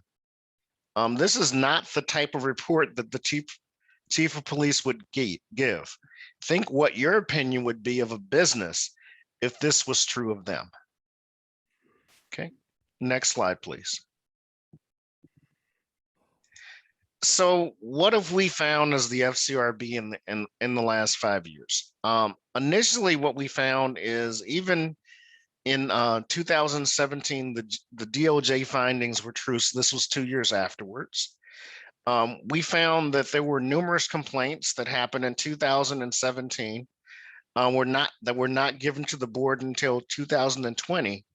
And one of those complaints still has not been investigated. We did send it back to the police department though. More recent examples is the previous police chief did not have the time to inform citizens of final dispositions of complaints. And then for a particular complaint that was filed in September of 2021, the complaint was not acknowledged to the complainant and no attempt to interview witnesses was done for 4 months. Despite what we saw initially, there have been some improvements that have been made. For example, the average time to complete investigations is getting better, even though it is falling short of the goal of being completed within 60 days. And there's been noticeable improvement in the quality of the investigations and also the information that's passed to the FCRB. Okay, I will now go ahead and pass it over to Mr. Knoll to talk through the annual report. Thanks, Eugene. Let's see if I can put my video on here. Yeah, okay. Yeah, so we've been doing an annual report this would be our 3rd year publishing an annual report. The reports can be found on the city website, fergusoncity.com. And I was going to do a live demo, but I think because of the time, the city council meeting is kind of rolling along. If you go on the city website, go to your government, drop down, and under boards and commissions, click on the Civilian Review Board. And there's various links there. One of them is called Reports and Recordings, and you'll see our previous reports. And then this year's report will be up there before the end of the week. It shows things like the benefits of mediation, detailed analysis of the complaints we reviewed in the last few years. What's really interesting is examples of recommendations that we've made to FPD, as Eugene was talking about, recommendations for how their investigations could be improved or how their interactions with Ferguson residents could be improved. Analysis of use of force, details on traffic stops for the last 20 years, and crime and statistics trends for the last 35 years. So this is an example of some of the charts you would see online on the city website and also within the annual report. This shows the volume of Ferguson traffic stops for the last 20 years, going back to 2001. Can you see a trend there? Well, you can see in 2014, they dropped off like a rock, and then they started recuperating a little bit. And then in 2020 and 2021, they're very much down, probably because of COVID and, just officers and people not wanting to have contact with each other. So we have various charts that you can see out there that show the trends in traffic stop data. And that's one of our responsibilities. It's not just looking at complaints, it's also looking at complaints, racial profiling data, and crime statistics to identify trends. So the next slide here, this is the violent crime trend in Ferguson for the last 35 years. Also, if you go into the annual report, you'll see where we get our data from and how it's analyzed. But I think we all know, hey, it's been trending up. So the red line shows a 3-year rolling average, and we consulted with UMSL, Richard Rosenfeld, the UMSL professor there, social justice, and he recommended we do a 3-year rolling average to smooth things out a little bit. This is the trend for the number of violent crime incidents. And if you want to know the definition of violent crime, it's standard FBI definitions. That's all in the annual report, what those definitions actually are. And then the green line is the trend on clearances.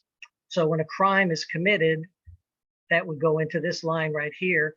When a suspect's identified, arrested, and turned over for prosecution, the crime is considered cleared.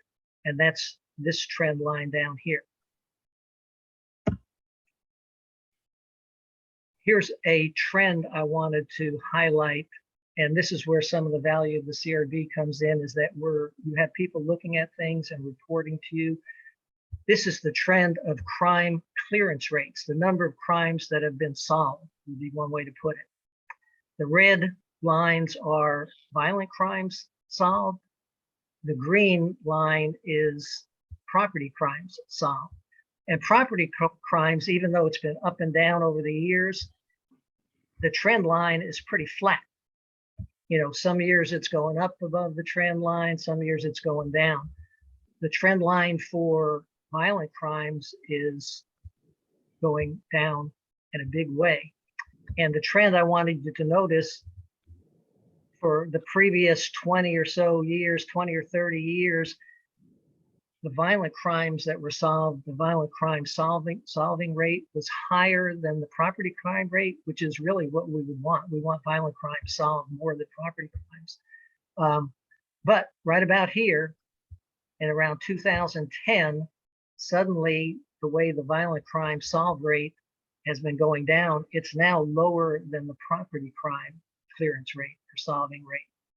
So something this data tells me that something was going on in the police department, not in 2014, not in 2018, but back in the 2010 timeframe that we still haven't recovered from. That now only 10% of violent crimes, one out of every 10, are actually solved, where a suspect is identified, arrested, and turned over for prosecution. Just one final thought.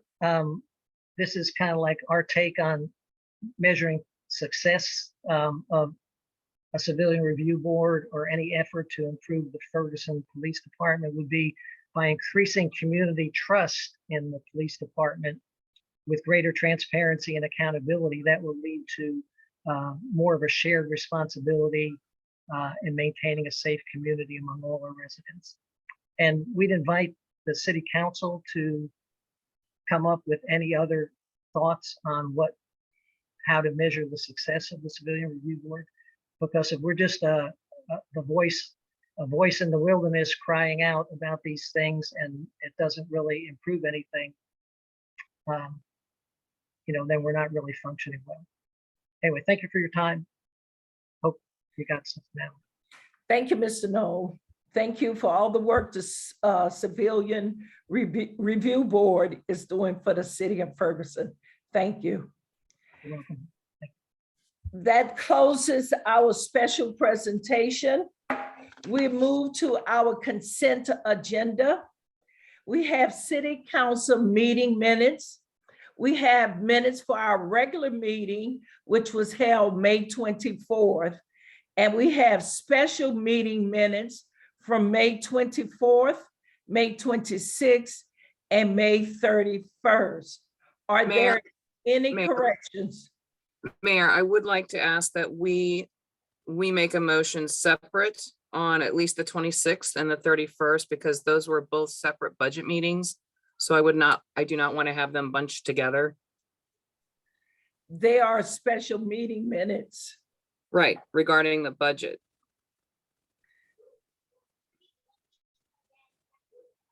So I'm just going to ask that we not. Why would we need to separate them out? Excuse me? Knowing they are special meeting minutes, that's why they're there. They're not regular meetings. No, I understand that. I thought you were getting ready to make a motion to approve all of them as a grouping. No. Okay, that's what it sounded like. Okay. Okay. Are there any corrections for the regular meeting minutes?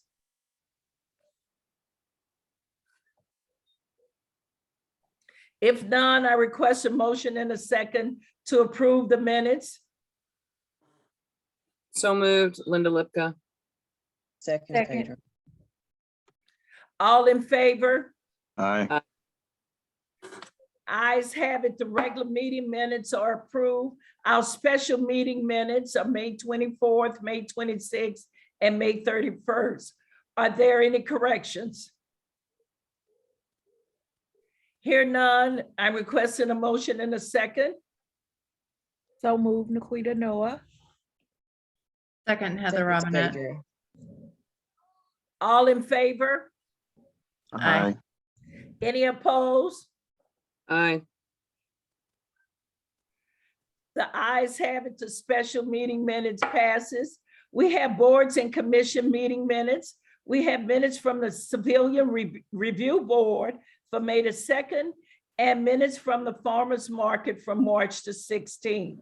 I'm requesting a motion in a second to receive and file commission meeting minutes. So moved, Heather Robinette. Second, Naquita Noah. Are you ready to vote? All in favor? Aye. Aye.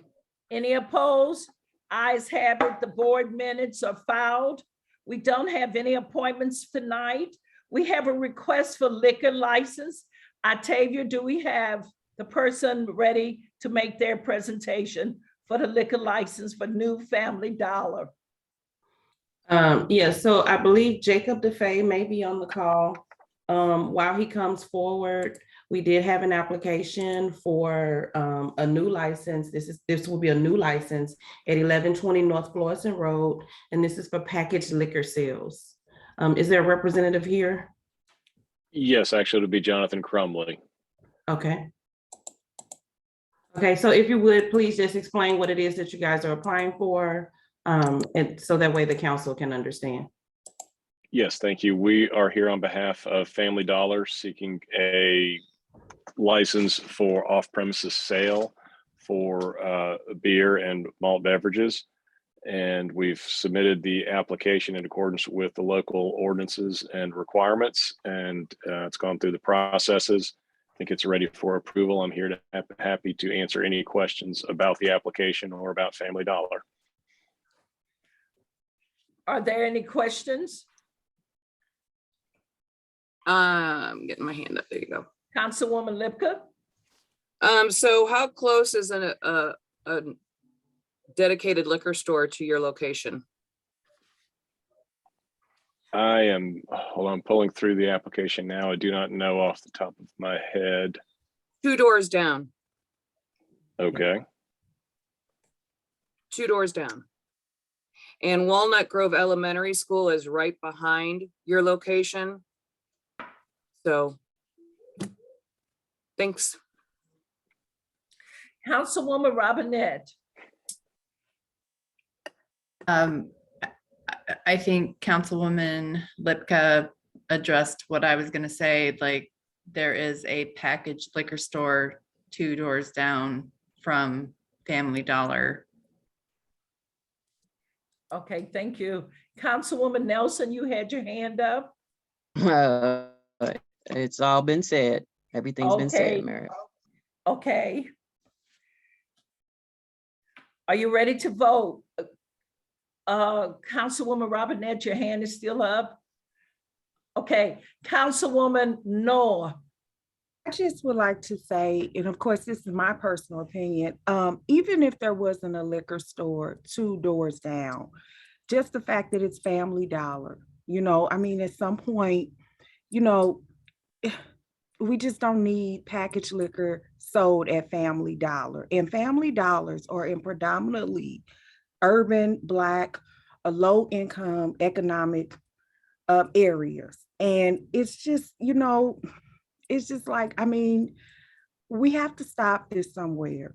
I just want to say that. So in case this does come up again for another Family Dollar in Ferguson, that is not 2 doors down from a packaged liquor store or a liquor store, please understand why. Thank you. Councilwoman Lipka.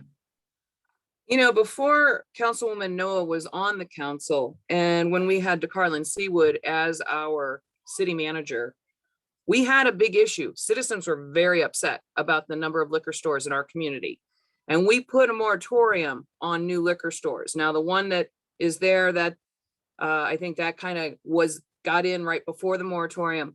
But now we're getting requests for Family Dollars and Dollar Generals to sell liquor through their stores. And I feel like they're trying to get around that. And, maybe you are, maybe you aren't, Mr. Crumley, I don't know. But my point is that we have a responsibility to our citizens to be very aware of how much alcohol is being sold in this community. We've had citizens come to us up in arms about this.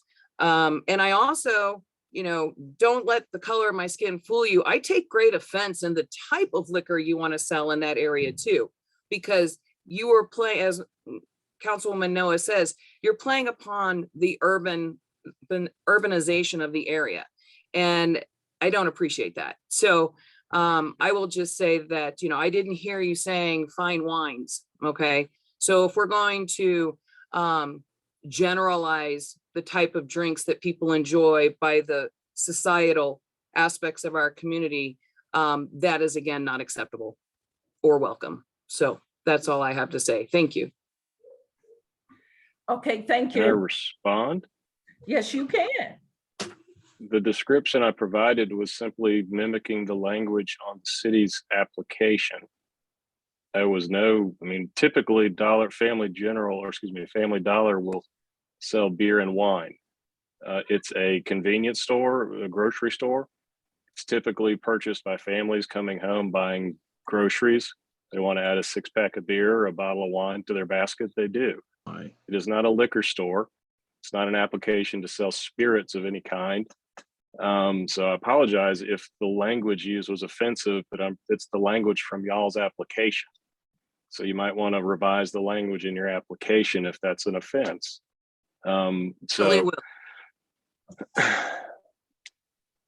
Just wanted to clarify that for the record. Okay, thank you.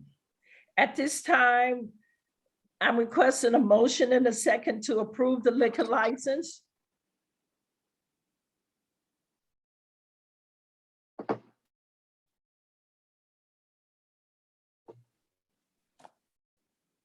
You could go through the formality and vote them down if you want to.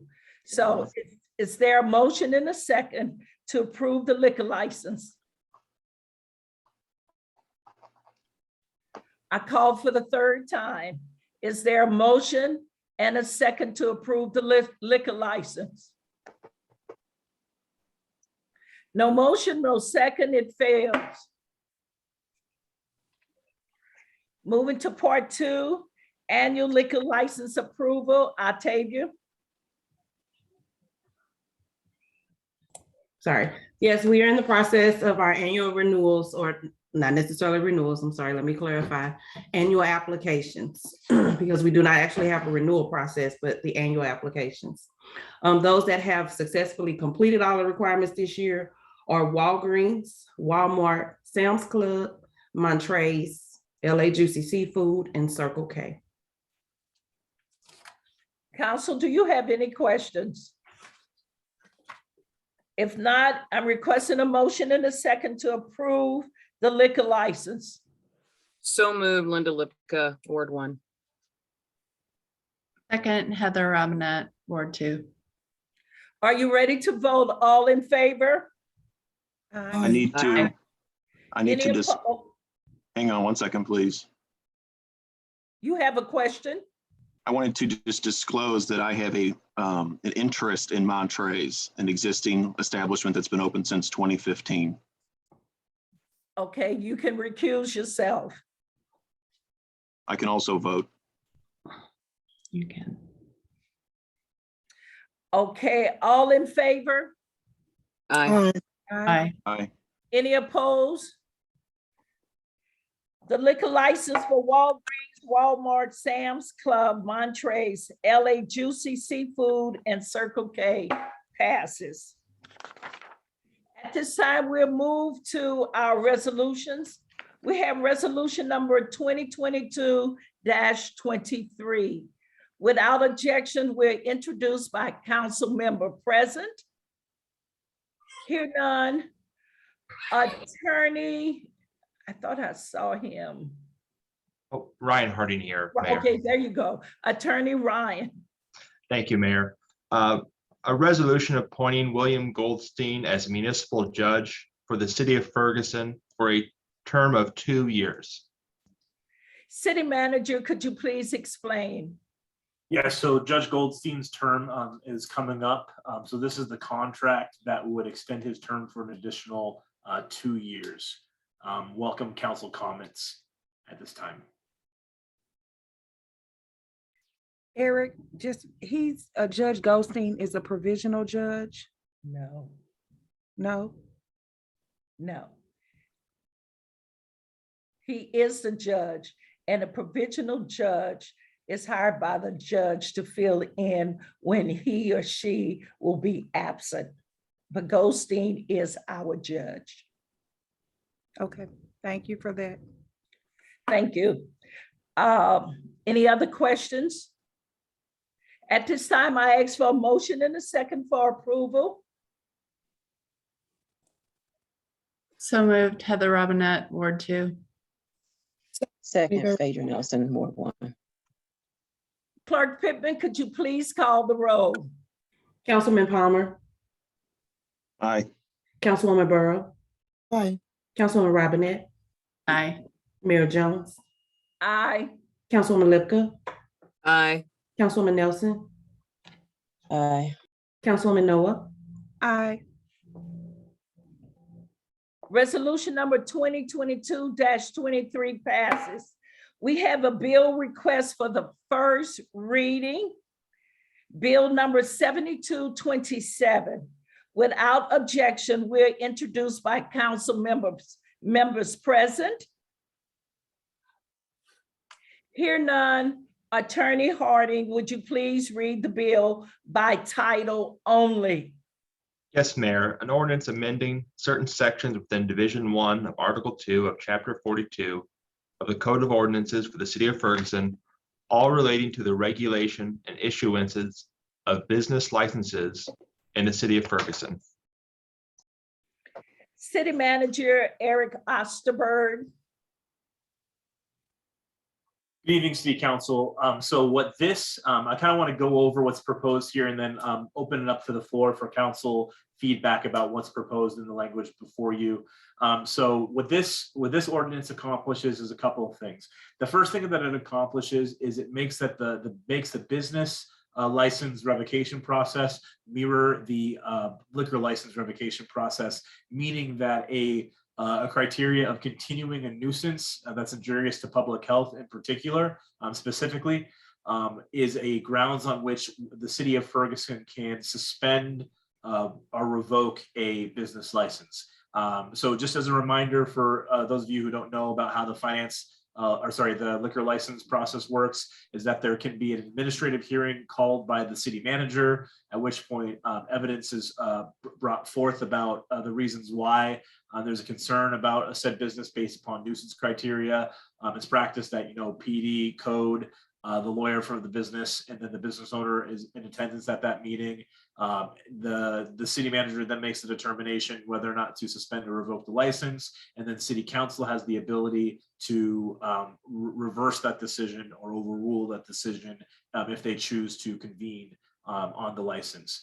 So that's the first thing that it accomplishes. The second thing that it accomplishes is it prevents shuffling of a business license after a business license has been revoked or suspended outright, or suspended or revoked outright, excuse me. Meaning that, sometimes cities will move to revoke a liquor license or a business license, and what will happen is that the business will suddenly change hands to another family member, or for example, a child of the family who is, definitely not fit to run a business, in an effort to avoid any of the enforcement action by the city. That's kind of the two things that I just wanted to open up to the Florida City Council to see if there was additional feedback on the ordinance update. Councilwoman Lipka.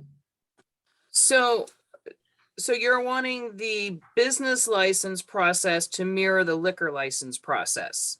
For the purposes of a punitive action against the business license. So for example, suspension or revocation. But my concern, Eric, is that we've already tried to utilize the liquor license process and it got thrown back at us. So you're referring actually to the existing business license process. So what happened with That wasn't a liquor license that dealt No, with? so that was a business license, attempt to revocating the actual business license. If you'll recall, earlier this year, the city cited R&R Market for a continuing nuisance, and we suspended their liquor license. Whereas the other issue that had came up was the revocation of Cousins Market on Airport Road, their business license. So we were unsuccessful in revoking the business license because of a few things. One, our business license process as it stands now, if we are going to revoke a business license, it doesn't actually make necessary or clear that there has to be a hearing held. And because there's not a hearing held, what legal has explained to us is that there was no proper due process. So while the city was following its ordinance to revoke the business license, we didn't follow the proper steps, including holding a public hearing where the status of that business license was going to be discussed. Okay, and so the other question you and I've talked about this, so I want to ask if what the results turned out to be. We've had situations where we've had, Cousins and R&R with over 120 calls of police service in a year or in a very short time frame. Have we come up with any way of qualifying the number of calls that a business has to help the process along? So we discussed that, and what we were having trouble trying to pin, kind of set a threshold with is the, other businesses that might have a high volume of calls, but might not necessarily constitute a nuisance. So for example, Sam's Club, Walmart, stores that are Schnucks, stores that are going to experience a lot of shrink. It might skew what enforcement looks like. So kind of what we came down to was that, if we have the process at least mirror the liquor license process, city council will ultimately always have the final say about the status of a business license. And then also worth noting that any hearing that we have for the status of a license, a business license, if it's going to be suspended or revoked does have to follow certain public notification procedures. So it would always be something that the whole community was aware of. Is there any way that we can include in the language, and if there isn't, I totally understand, in the language, square footage in regards to the quantity of calls? I would look to legal on that. Thank you for your comment. The current draft does not include square footage requirements. As a matter of policy, it might be difficult for some of the reasons Eric mentioned, but if individuals have certain suggestions, we can certainly look into that. Well, I guess what I'm getting at, Mr. Harding, is if we have a situation for, like, let's say we have a 5,000 square foot business, or we look at gross proceeds being a percentage of gross proceeds being from alcohol or something along those lines, in weighing it with the number of calls. So like if you've got a 150,000 square foot business and they've got 200 calls in a 6-month period because of shoplifting and things like that, or you've got a 5,000 square foot business and they've got 150 calls in the same period for other things, I think we're seeing a major problem there. So I'm just wondering if those types of qualifications or dynamics would benefit in any manner in this language, and it may not. I mean, maybe the way it's designed right this minute and what Eric is proposing is enough. And maybe that would just be questions that the council would want to ask when it does come before council following this process that Eric's introducing.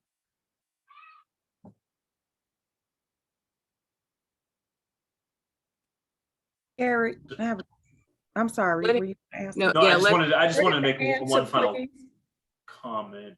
I just want to make one final comment. Kind of I forgot to provide the context at the beginning of this.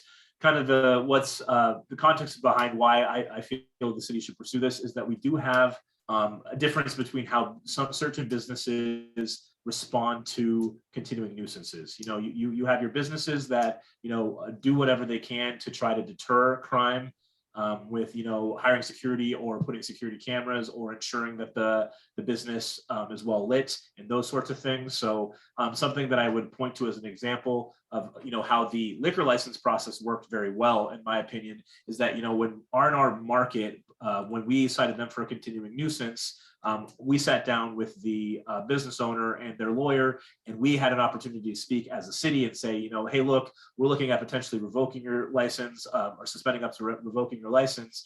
But here are some of the things that the city would like to see you as a business owner accomplish to be able to help us deter crime. So some of the things that were done were additional cameras and security, and then changing the hours to not encourage people to be there as late as they were. So, I do think that one of the benefits of how this is set up is that, it's not just that the city is going to try to go on this strategy of trying to revoke everybody's business licenses, but it does put the city in a good position to sit down with business owners who, might not be contributing to deterring crime, and kind of talk out some of the things that might work to help the city deal with those issues. Okay, Councilwoman Noor. Eric basically just answered my question. It's accountability, so these businesses can be held at a higher accountability standard. I mean, you can't always blame the business for things that are happening there, but they should have security. Some of these businesses, they need security. They need cameras. We know that. So thanks, Eric, for explaining. Thank you. At this time, no action will be taken because it is the first reading. We move to new business. We don't have any unfinished business. We don't have any bills ready for second reading. So we move to new business. We amended agenda to put Amanda's candidate eligibility on the agenda as A under new business, to be on the Charter Commission.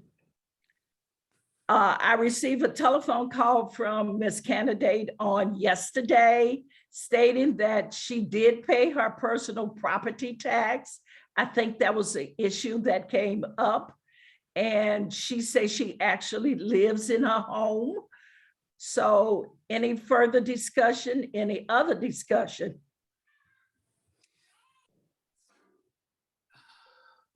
So the discussion, so I wasn't in this. I'm just telling you what the discussion I'm getting, the phone calls I'm getting, is that, Mayor, when you had us all appoint somebody, how long ago was that? That was what, about 4 months, 5 months ago? No, I don't think it was that long. I would have to look it up. I would say it was back December, January, somewhere in that range. But what people are. Go ahead. Go ahead. So what I'm just giving out the information that I'm getting. And that is that at the time of appointment, that we all made our suggestions, taxes weren't paid at that time, and that weren't paid up to the first meeting. And so in all of the other scenarios that we've ever had with our commissions and our boards and our city employees and our council members, you cannot be considered without those taxes paid. So I appreciate, I know how she feels. I've looked at those taxes and sometimes they're pretty rough on my bank account, but getting them paid now is an honorable move, but it doesn't change the fact that originally she wasn't qualified and should not have been appointed to begin with. So that's what I'm getting told. That's what citizens are calling me and informing me of. So that's where I'm going to leave it at this point, because I guess the thing I want to know is, that being said, I guess the request is that she be removed. But again, you can remove her and then reappoint, or go along those lines. But I guess following the procedure, the proper procedure of what we are requiring other boards and commissions, city staff and employees and council members would be to honor that in that regard. And I guess the other thing that I'm just getting information on too is that I don't think it's showing up yet, but that doesn't on the internet of payment, but who knows, it could be out there.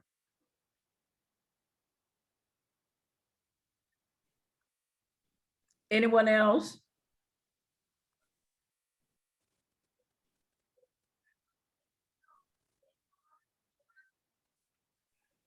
Councilwoman Robinette. I would like to make a motion to remove her or remove the entire commission. I don't think we need it.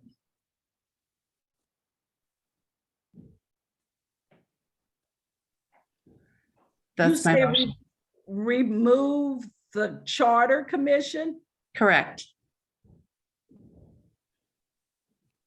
I'd second that. Tony Barrow, excuse me. Mike Palmer, you had your hand up. Yeah, I was just curious, since I've only been on council, some of this precedes my time.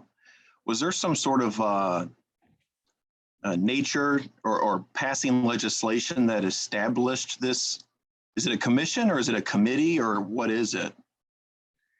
According to the boards and commission packet, it had Charter Commission in it.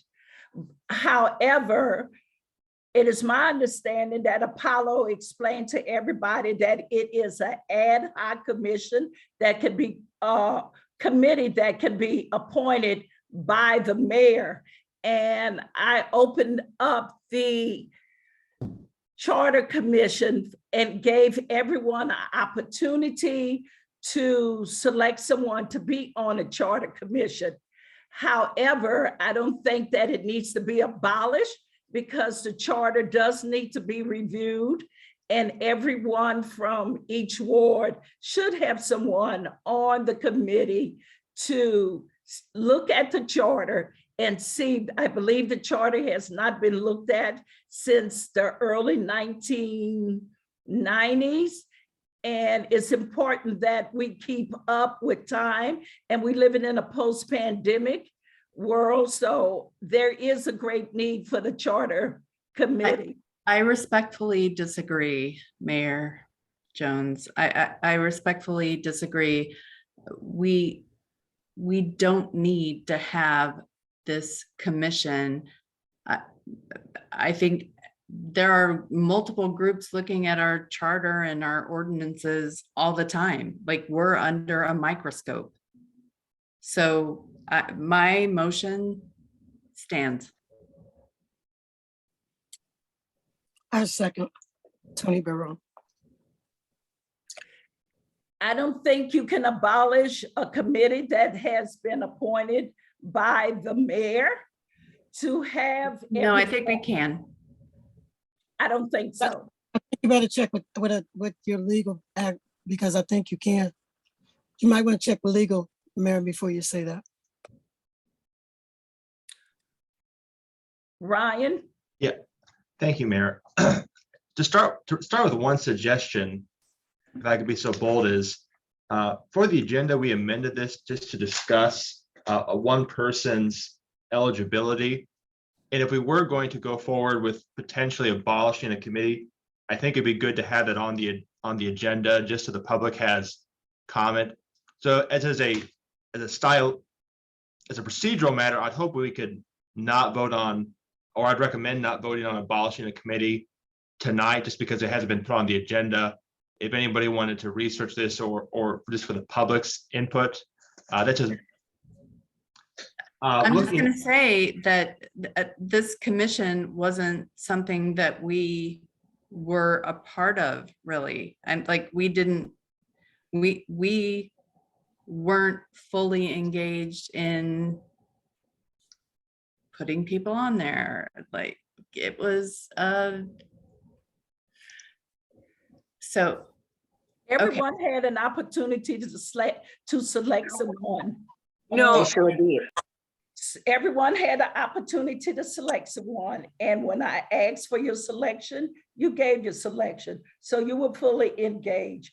And going to the attorney's suggestion, it was not put on the agenda to abolish this or anything. It was only put on the agenda to talk about Amanda candidate. And so I rest with the attorney's suggestion. Okay, but my motion still stands. Right, and I want to say this to the attorney, that what was put on the agenda this encompasses what was put on the agenda, Mr. Harding. So you might want to do, we have the time, and this we can take a point of order. Now you talk about a point of order all the time, Ella. This is it. We can take a point of order, Mr. Harding. I'm sorry about my scratchy throat, but if you need time to research that, I stand at a point of order right now. Sure, and I thank you for that.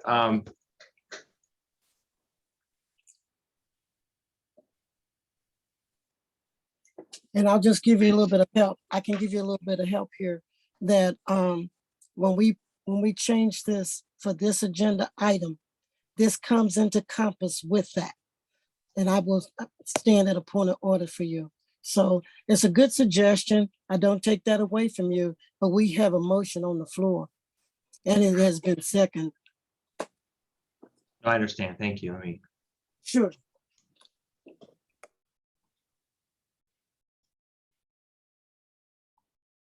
Mayor? Is there still discussion while we're in point of order or not? You can discuss, he's doing some research. So what I would say is, I mean, I appreciate what you were saying, Mayor, about engagement, but the thing, I think the point that I'm feeling is trying to be made is that the discussion about having a charter commission, having a charter review commission was not engaged, was not given to all of us to engage in. So it wasn't like there was a situation where you said, hey, everybody, I want to talk to you. This is an idea I have. I want to have a charter review committee. What are your thoughts? And there was no discussion like that. How it was I have a charter review committee. You each get one choice. Give me your choice. And so that's how it was presented. So in regards to discussion and working together, you know, I'll be honest with you, I was just thrilled you even gave me a choice. But I would have preferred to have been included in a decisional conversation. So I feel like that is what I'm understanding. And for me, that is where the rub comes. I would also suggest, Mayor, that if we are still wanting to do this, we still can. I think we start over. I think we start over with a discussional conversation. We decide what it is that's important to us as a council and what it is we want to accomplish with the charter review. And then you ask for appointments again, and we redo the appointments, and we have a process of qualifying the people that we appoint. That's how I would recommend that we do this. I would say that we do not take this personally.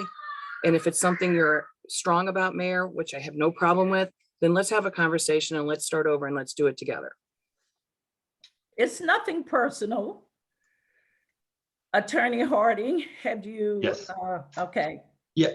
Yes. Objectively, I would say the council does have the power to abolish a special committee, and then it would go down it could be recreated by, but yes, objectively, I would say the council does have the authority to abolish a special committee. Attorney Hardy, this is Tony Barrow, and Yes. I move for the question. The question for the point of order is the motion that's on the floor. My motion still stands, yeah. And I second. And Attorney Hardy, can you go into detail why you're saying that it can be abolished? I want to make sure I understand. Sure. Thank you. I appreciate it. Thank you. Just generally speaking, unless otherwise stated, the power of the city resides in the council. And if we go to the city code, chapter 2, article 2, section 2-21, oh, I'm sorry, section 2-31 A, and it says all special committees shall be appointed by the mayor unless otherwise ordered by a majority of the council. By consent of a majority of the council, a special committee may be appointed at any time to hold public hearings for the council on any matters before it. So I read the section 231A as unless otherwise ordered by a majority of the council, as providing oversight to the council. And then also under section 2-21, the council has the authority to abolish offices or departments or agencies. And objectively, I think that would subsume a special committee. That's how I would interpret that. Councilwoman Noah. Well, we're always talking about how the charter needs to be updated. And this is our opportunity to do that. So why would we want to not move Ferguson forward and have a charter commission? I don't get why anyone would want to abolish the charter and not make the charter stronger and better for, this is 2022. Let's move forward. Let's not stay in the same place. Is it that people don't want to move forward? This is Tony Burrows speaking. We're not trying to abolish the charter. Nobody has said to abolish the charter. You want to restate what you mean? Abolish the charter commission. Excuse me. Okay. Thank you, Councilwoman Burrow. Why would we want to abolish the charter commission instead of working to make our charter better for the citizens? We're living in 2022. We can't live like it's 1996 or 2006. And not to belabor anything that you just said, but what we're talking about is abolishing this committee right here. And if we have already stated, somebody stated that if Mayor wants to reinstate it, she can. But what we're talking about is unity. And so maybe this time around, she'll find out who has paid, who has not paid, follow the rules, do the protocol. And so this is a learning experience for any new people that are on as well. So the motion stands. I've seconded it. Any other questions?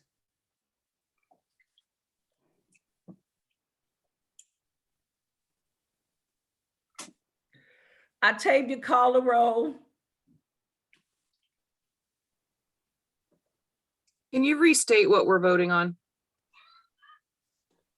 We are voting to abolish the commission. Okay.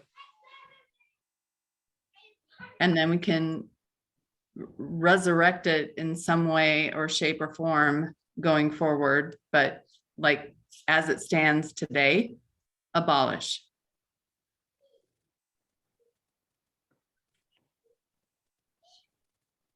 Okay. And what would be the standards for resurrecting it? What processes are we going to put in place to do that? That would be part of the discussion, Phaedra, no disrespect, but I would ask that be part of our discussion after this vote so that we can then all work together. I believe there's a state law that dictates when you establish a charter commission and how those things work. Maybe the attorney could weigh in on that. But there is a kind of a more formal process for a charter commission. We're discussing what I believe was described by our other attorney as a committee. But if we want to make something more robust, it might need to be a commission instead of, wasting our time with a committee. I just like to see if we're going to do any work, it needs to be done in a proper means, and I think there is state law. Can you please weigh in, Mr. Attorney? Sure, Mike. Thank you for mentioning that. That is one thing Apollo fleshed out. This is a special committee that's looking at the charter. That's different than an actual charter committee. If that makes sense. The special committee is less formal. Right. So it's all about the language. So again, my motion still stands. I have called for the vote. Octavia. Councilwoman Burrow. Aye. Councilwoman Robinette. Aye. Mayor Jones. Nay. Councilwoman Lipka. Aye. Councilwoman Nelson. Nay. Councilwoman Noah. No. Councilman Palmer. Aye. What is your vote count? Mayor is 3 aye and 4 aye and 3 nay. The motion passes.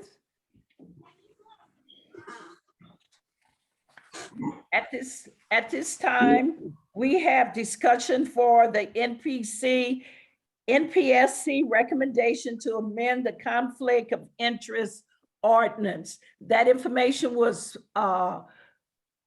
given to you in your packet, and Attorney Apollo had made some corrections in it. So at this time, we're in the midst of discussing it.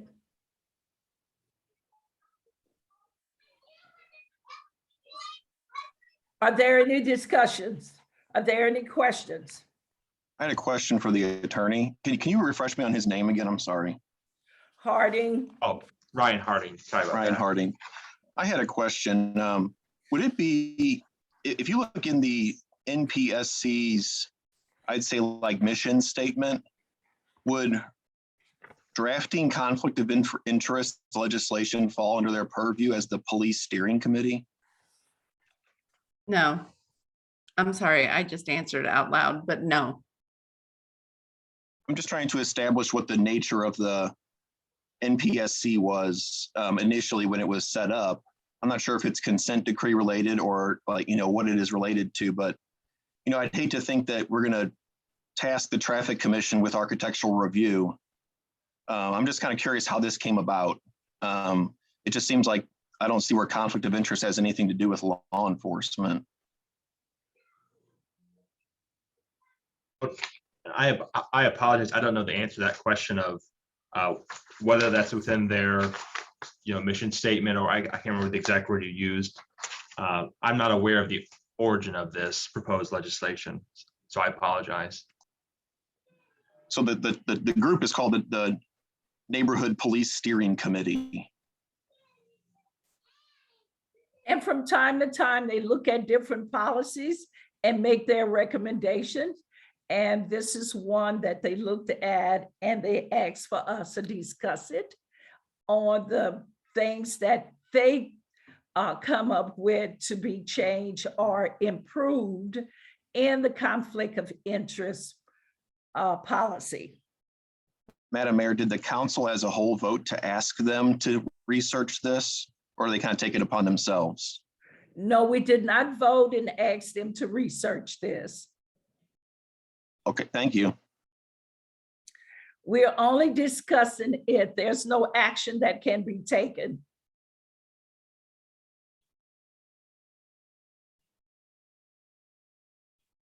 I hear no. I beg to differ. I beg to differ.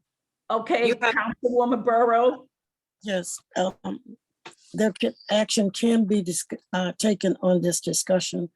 Action can be taken in any order that we would want to take. We are the council, and doing discussion, that's what the discussion is for. I'm just giving you some information.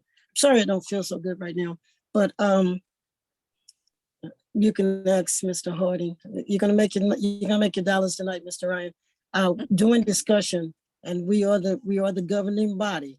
We can take action. I just don't want anybody to be confused about that.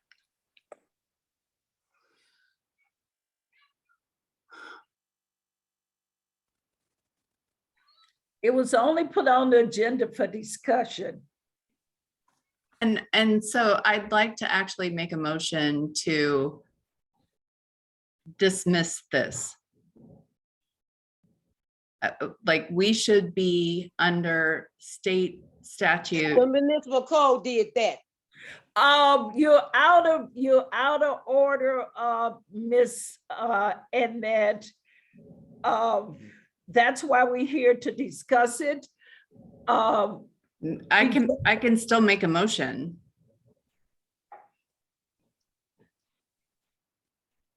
Can you restate your? Stopping you from making a motion? I can make a motion to dismiss all of this and stick with the what we have already under state statute and what we have already there.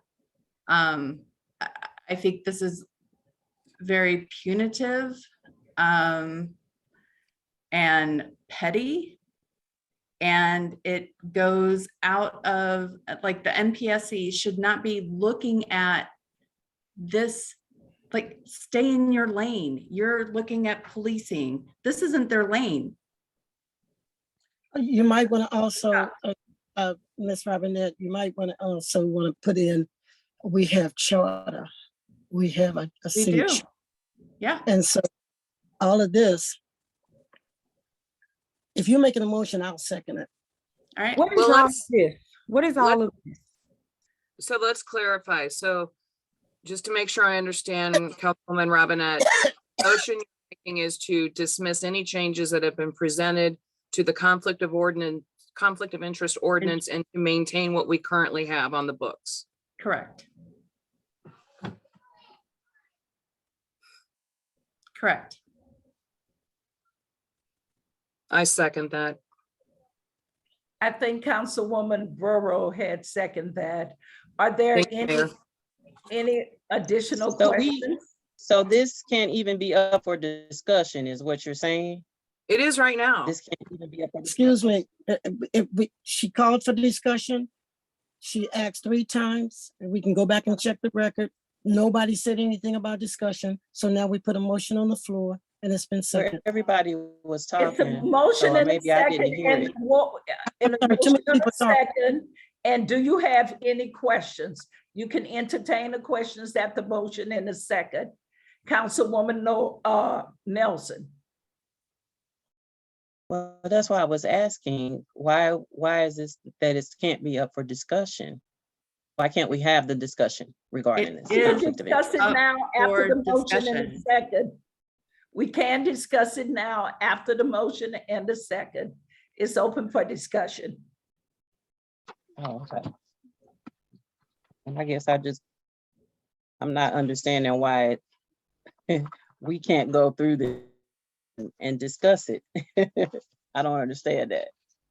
What I don't understand is Because it's being abolished is, the mayor asked and this for is being abolished too. Mayor, can you help me with this? I'm so sorry that I don't feel good at all, but so I don't understand. We put it, go ahead. I don't understand what Councilwoman Nelson don't understand, because I don't know where she was when you was asking. I'm asking a question. I'm I was asking a question. to the mayor, Ms. Nelson. And don't disregard my questions. Do not disregard my questions. I can ask a All question. right, everyone. We in the question, it was a motion and a second, and I asked for the questions. And right now we're doing questions. And Councilwoman Nelson had a question. Okay, so now Councilwoman Borough. I was just asking for your help because it's Councilwoman Nelson didn't understand about the discussion. You called for discussion. Nobody had discussion. So we moved to the motion, and that's where we are now. Then I asked for the questions on There the you go. motion. So that's where we are now. We asked any other questions? Councilman Mike Palmer. I apologize. My hand was left hanging up there and I have nothing else to say. Thank you. Councilwoman Noah. Well, so it just went past kind of fast, to be honest, and a motion was made, and then because I even asked, what is this? What is all of this? And so, it's important that we do hear our community out. I think that's very important because they elected us to hear them out, so to not want to hear what the community has to say is disappointing, tonight. And just want to make sure that we're aligning with the consent decree, because we are trying to fulfill and be compliant, They have the votes. Let her finish. I'm talking. They have the votes, and that's what it is, and just like with the charter issue, we don't have a say so, and it's okay. It's okay. But again, just the community is listening. The community is listening. So go ahead, Councilwoman Lipka. Go ahead, say what you need to say. No, I was just going to say, when you were saying the discussion of the community, actually, I just wanted to make sure you understood that it's not, when we're talking about a discussion during a motion, it's the discussion of the council members. So that is where there was opportunity for discussion of council members. Nobody said anything, and then the motion went forward. So to misstate it as discussion of the community, that would be a town hall or something along those lines. So it is, what I'm saying is the MPSC brought this to council, right? So that we could listen to what they're saying. So that's what I meant by that. I understand that this is a vote for the council, but the MPSC brought this to council for us to listen, and now it's just being, let's just vote it down. Let's not even listen to it, and that's No, okay. That's not That's true. We not- listened to the so presentation. Everyone and we can't read talk through- at the same time. I'm sorry, Mayor. What I was, Councilwoman Lipka, go ahead. Are you finished, Councilwoman Noah? so to No, I'm answer, finished. They can go ahead. They can have it. no, I was just saying to answer your question, Councilwoman Noah, that again is not an accurate description. We did listen to the presentation of the MPSC, and we also read through it, and I have gone and I have read through it many, many times. I've actually am much more intimately aware of this document than more so than any of you on this council. Councilwoman Lipka, would you hold a minute, please? Will somebody mute? Thank you. Thank you. Now, Councilwoman Lipka. So what I was saying is the MPSC made a presentation, which I was completely engaged in. And then I also am very aware of the document, and I've read through the document many times. I'm very aware of the red line. I'm very aware of the changes. I'm actually much more intimately aware, engaged with this particular conflict of interest ordinance more so than any of you on this city council. I've already worked with this in court.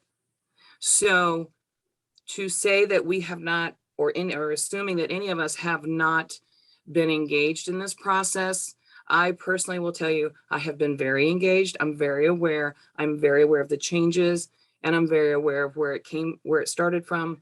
And so, yeah, I've listened and I'm paying attention, and I'm very aware from my community.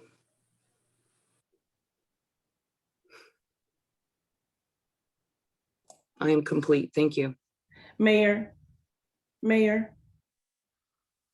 you're muted, Mayor. I had to mute you. I'm sorry. I just needed to interrupt for 1 second so that I can control the microphones. So I just I don't want to cut anyone off. So just give me just 1 second.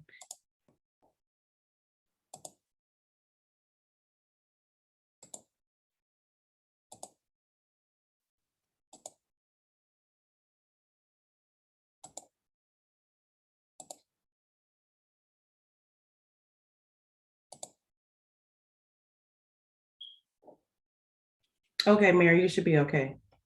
Okay. Any other questions?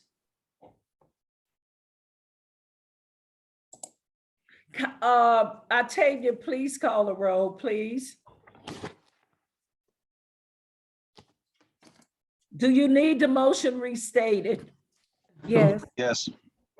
Okay, Councilwoman Robinette, would you please restate your motion? So the motion is that we don't accept any of this. We keep what we have, and we rely on state statute. Like conflict of interest, we already do that well. And okay, so I won't go into more personal opinion. That's what it is. I discount this. Councilwoman Robinette, you actually said two things at once. And so I just want to clarify, because when you say state statute, that could be misconstrued to be giving it back to the Missouri Ethics Committee. So what I would like to clarify, are you saying you would like to abolish or to dismiss the changes suggested? The changes suggested by the MPSC, yes. And maintain what is currently an ordinance for the city of Ferguson? Correct, which is section 105.454 Missouri. I mean, like it's state statute.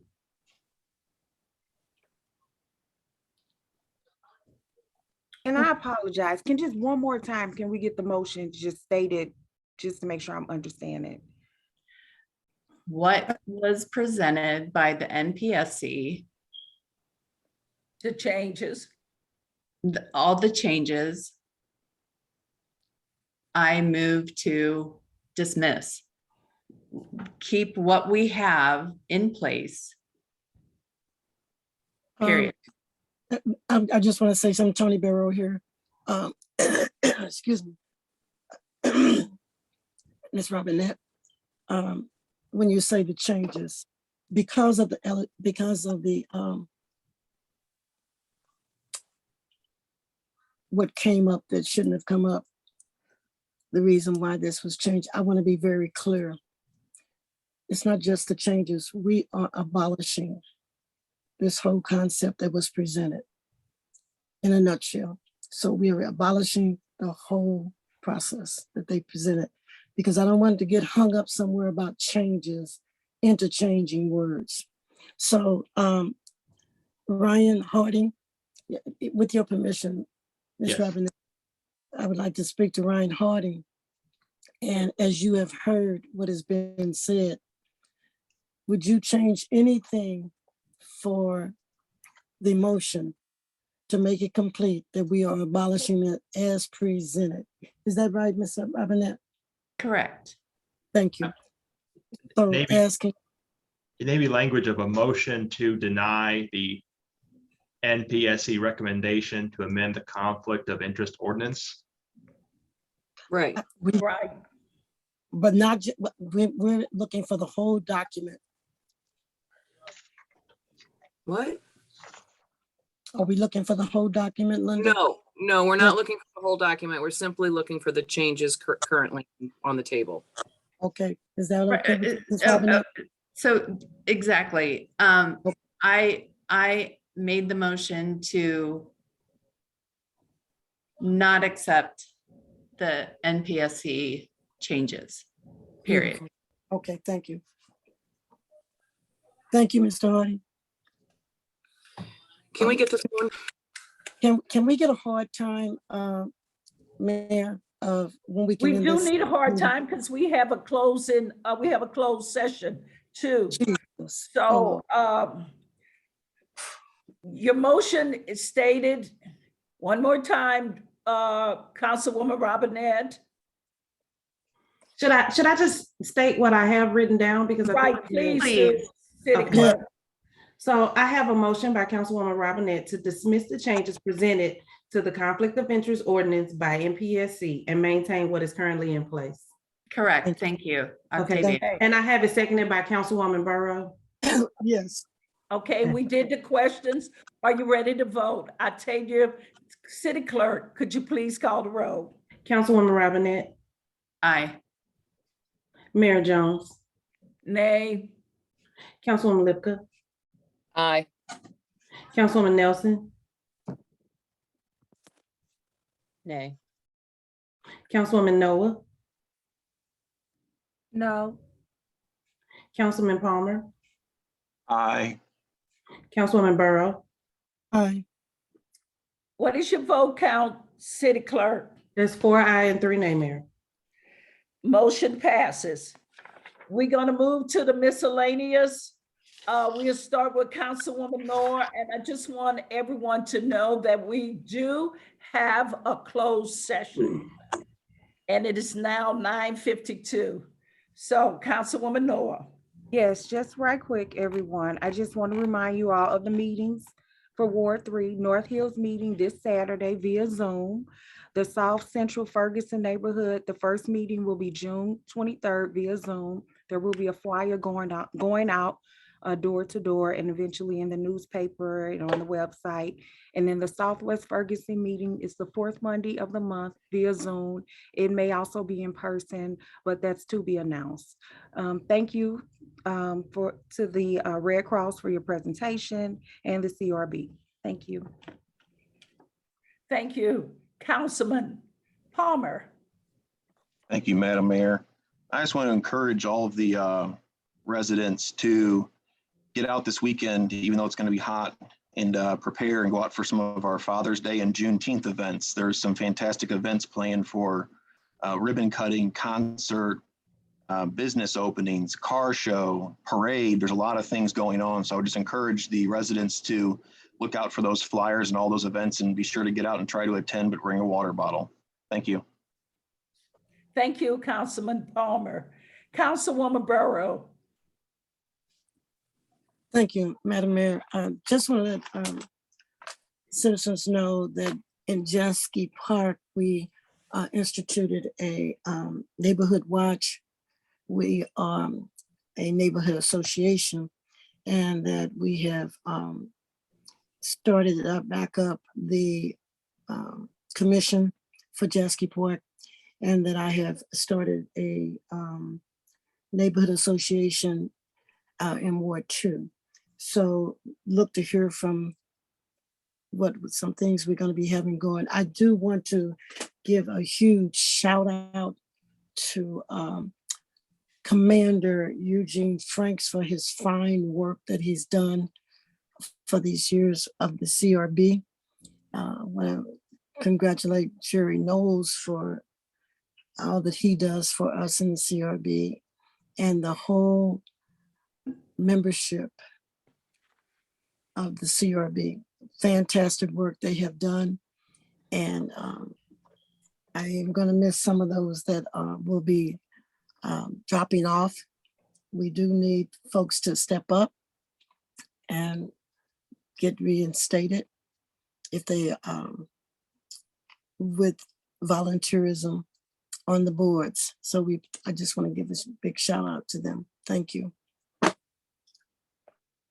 Thank you, Councilwoman Burrow. Councilwoman Robinette. I would just like to wish a happy Father's Day to all the fathers in our community, and especially to my husband, who he does the lion's share of taking care of the family, because I have a full job and another job. So shout out to all the fathers who make things happen. That's it. Thank you. Councilwoman Lipka. Hold on. So I just want to say happy Father's Day and happy Juneteenth to our whole community. I also want to address a few public comments in regards to who I support for state representative. Let me be very clear.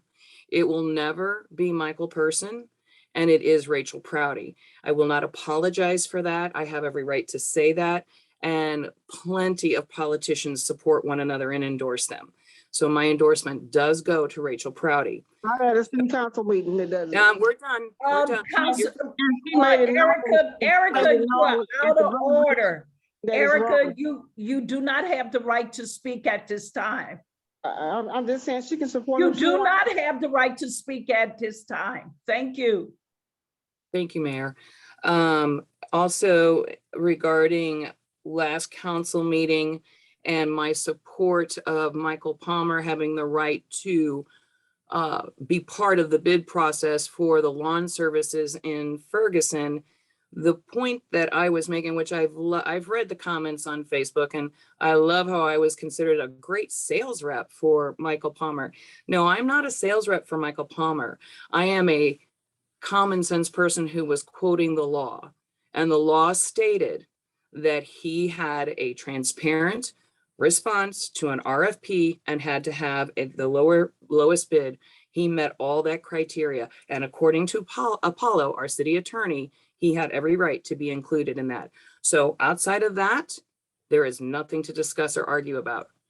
And in the bottom line is you still got your way. So enjoy that when your neighbor's lawn is 14 feet tall.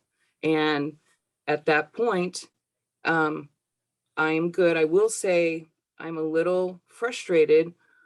I really think our code enforcers are doing a great job. They're working on it. Some of our people are new. Some people got citations that probably shouldn't have, but they're going to get the hang of it, and the right people are getting the citations.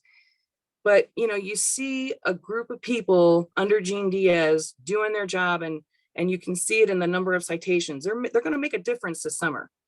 I would love to see 200 plus speeding tickets go out in the same amount of time, because quite honestly, you don't die from tall grass, but you do die by fast cars. So could we possibly have more speeding tickets as well?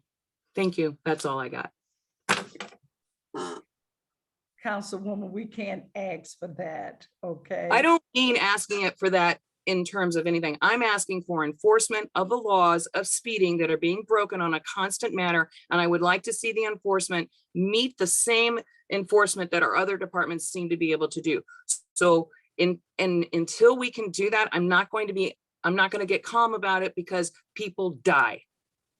That's all I got. But thank you, Mayor. I appreciate your clarification so that I could make my clarification. Thank you, Councilwoman Lipka. Councilwoman Nelson.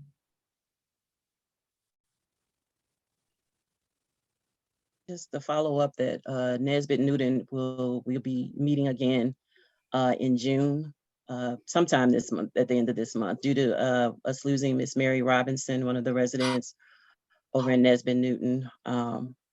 Yeah, she passed. When? And so she passed Friday morning. Friday. 8 Yeah. o'clock a.m. from Oh, open heart surgery. Yeah. And so we'll be rescheduling that meeting for another time due to losing Miss Mary, who was also a co-chair for the beginning stages of the Nesbitt Newton Association. And then definitely want to make sure that folks get out. You know, I know it's going to be warm, definitely, but please stay hydrated and definitely to partake in some of the Juneteenth events going around the whole city, North City, North County, all. And we are having a Juneteenth event at the Emerson Y on Saturday, the 18th, from 12 to 5. So, and also, of course, the city has their Juneteenth event on Sunday. Just want to remind everybody, there's plenty to do in Ferguson. Thank you, Councilwoman Nelson. City Manager. Yes, thank you, everybody. So I selfishly kept a piece of good news till the end of the meeting, so we could leave tonight with something somewhat of a success story. So depending on kind of how council wants to proceed with this information.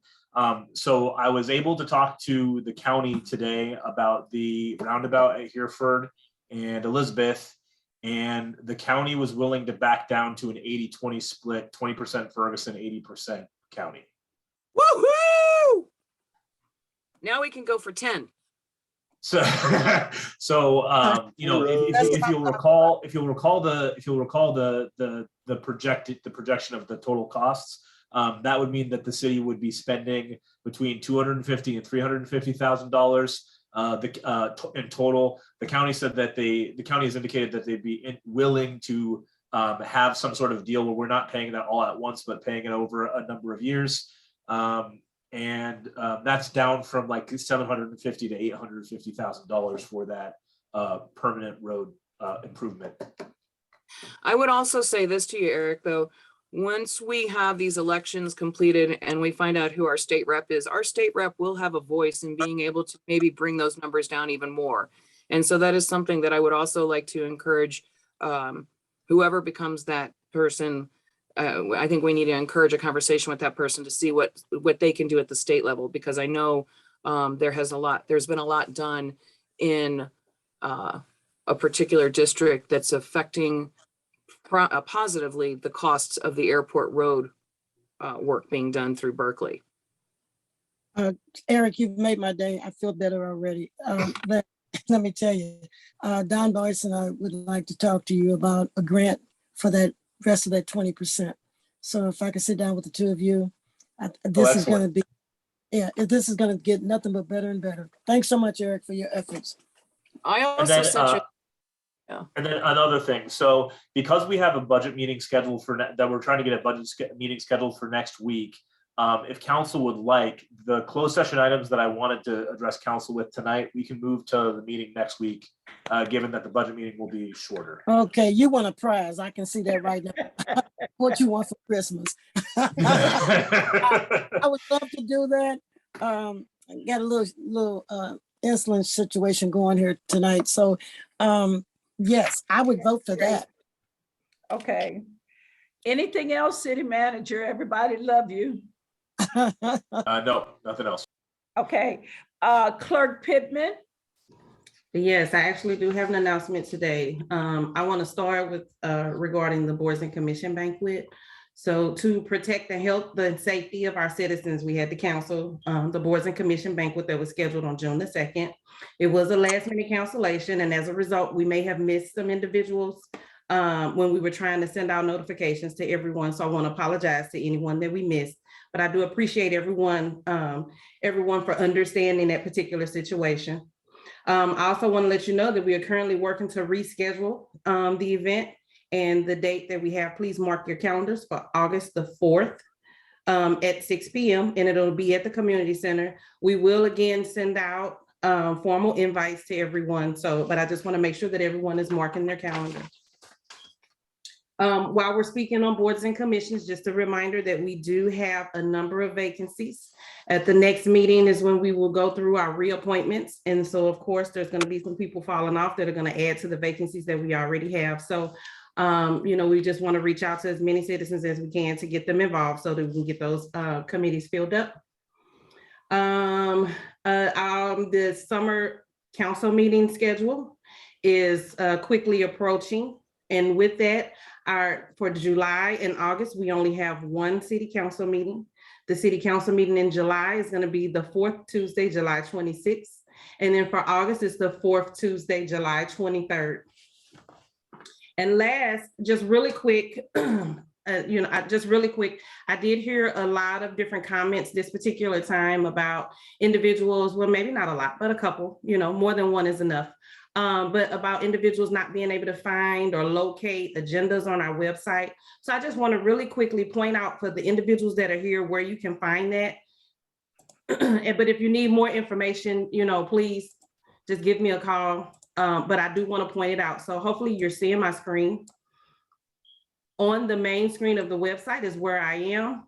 The quickest way to get there is going to be to scroll down to the quick links, minutes and agendas. All right. And under minutes and agendas, gets you to the agenda center right there in bold. You click that, and right here you have a listing of all of our boards and committees.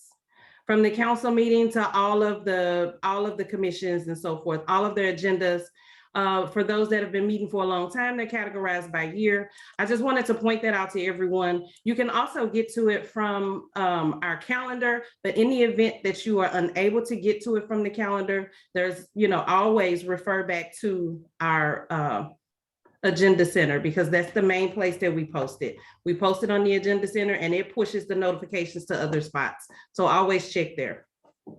But that was the only thing that I had, Mayor. Okay, thank you. Attorney Harding, do you have anything to share? No, Mayor, thank you, though. Okay, thank you. I just want to share just before we close, everyone, please go out and enjoy the Juneteenth celebrations. There's a lot of them on Saturday, and Ferguson is on Sunday. In addition to that, on last weekend, Proud had the community choir in the bandstand at JW Park. It was a very, very good gospel choir event. So we hope that Proud would bring them back to the city of Ferguson again. In addition to that, I did hear you all about the charter committee instead of being a charter commission, and that we need to get together and work out something more economically for everyone to be involved and feel like they're involved in it. I don't have any problems with that. On that note, I would like to request a motion and a second to adjourn. So moved, Tony Barrow. Second, Naquita Noah. All in favor? Aye. Ayes have it. Everyone have a great Juneteenth weekend and Father's Day. Good night. Thank you, Mayor. Just to clarify, did we continue the closed session? No. The city manager rescheduled to next week. Oh, okay. I just want to clarify. Thank you. Okay. You get to go home. It's 10 o'clock. Hopefully, we're gonna try to shoot for a 2-hour meeting. Yeah. Hopefully. I lost the bet again, Heather. Thank you. Have a Everyone have a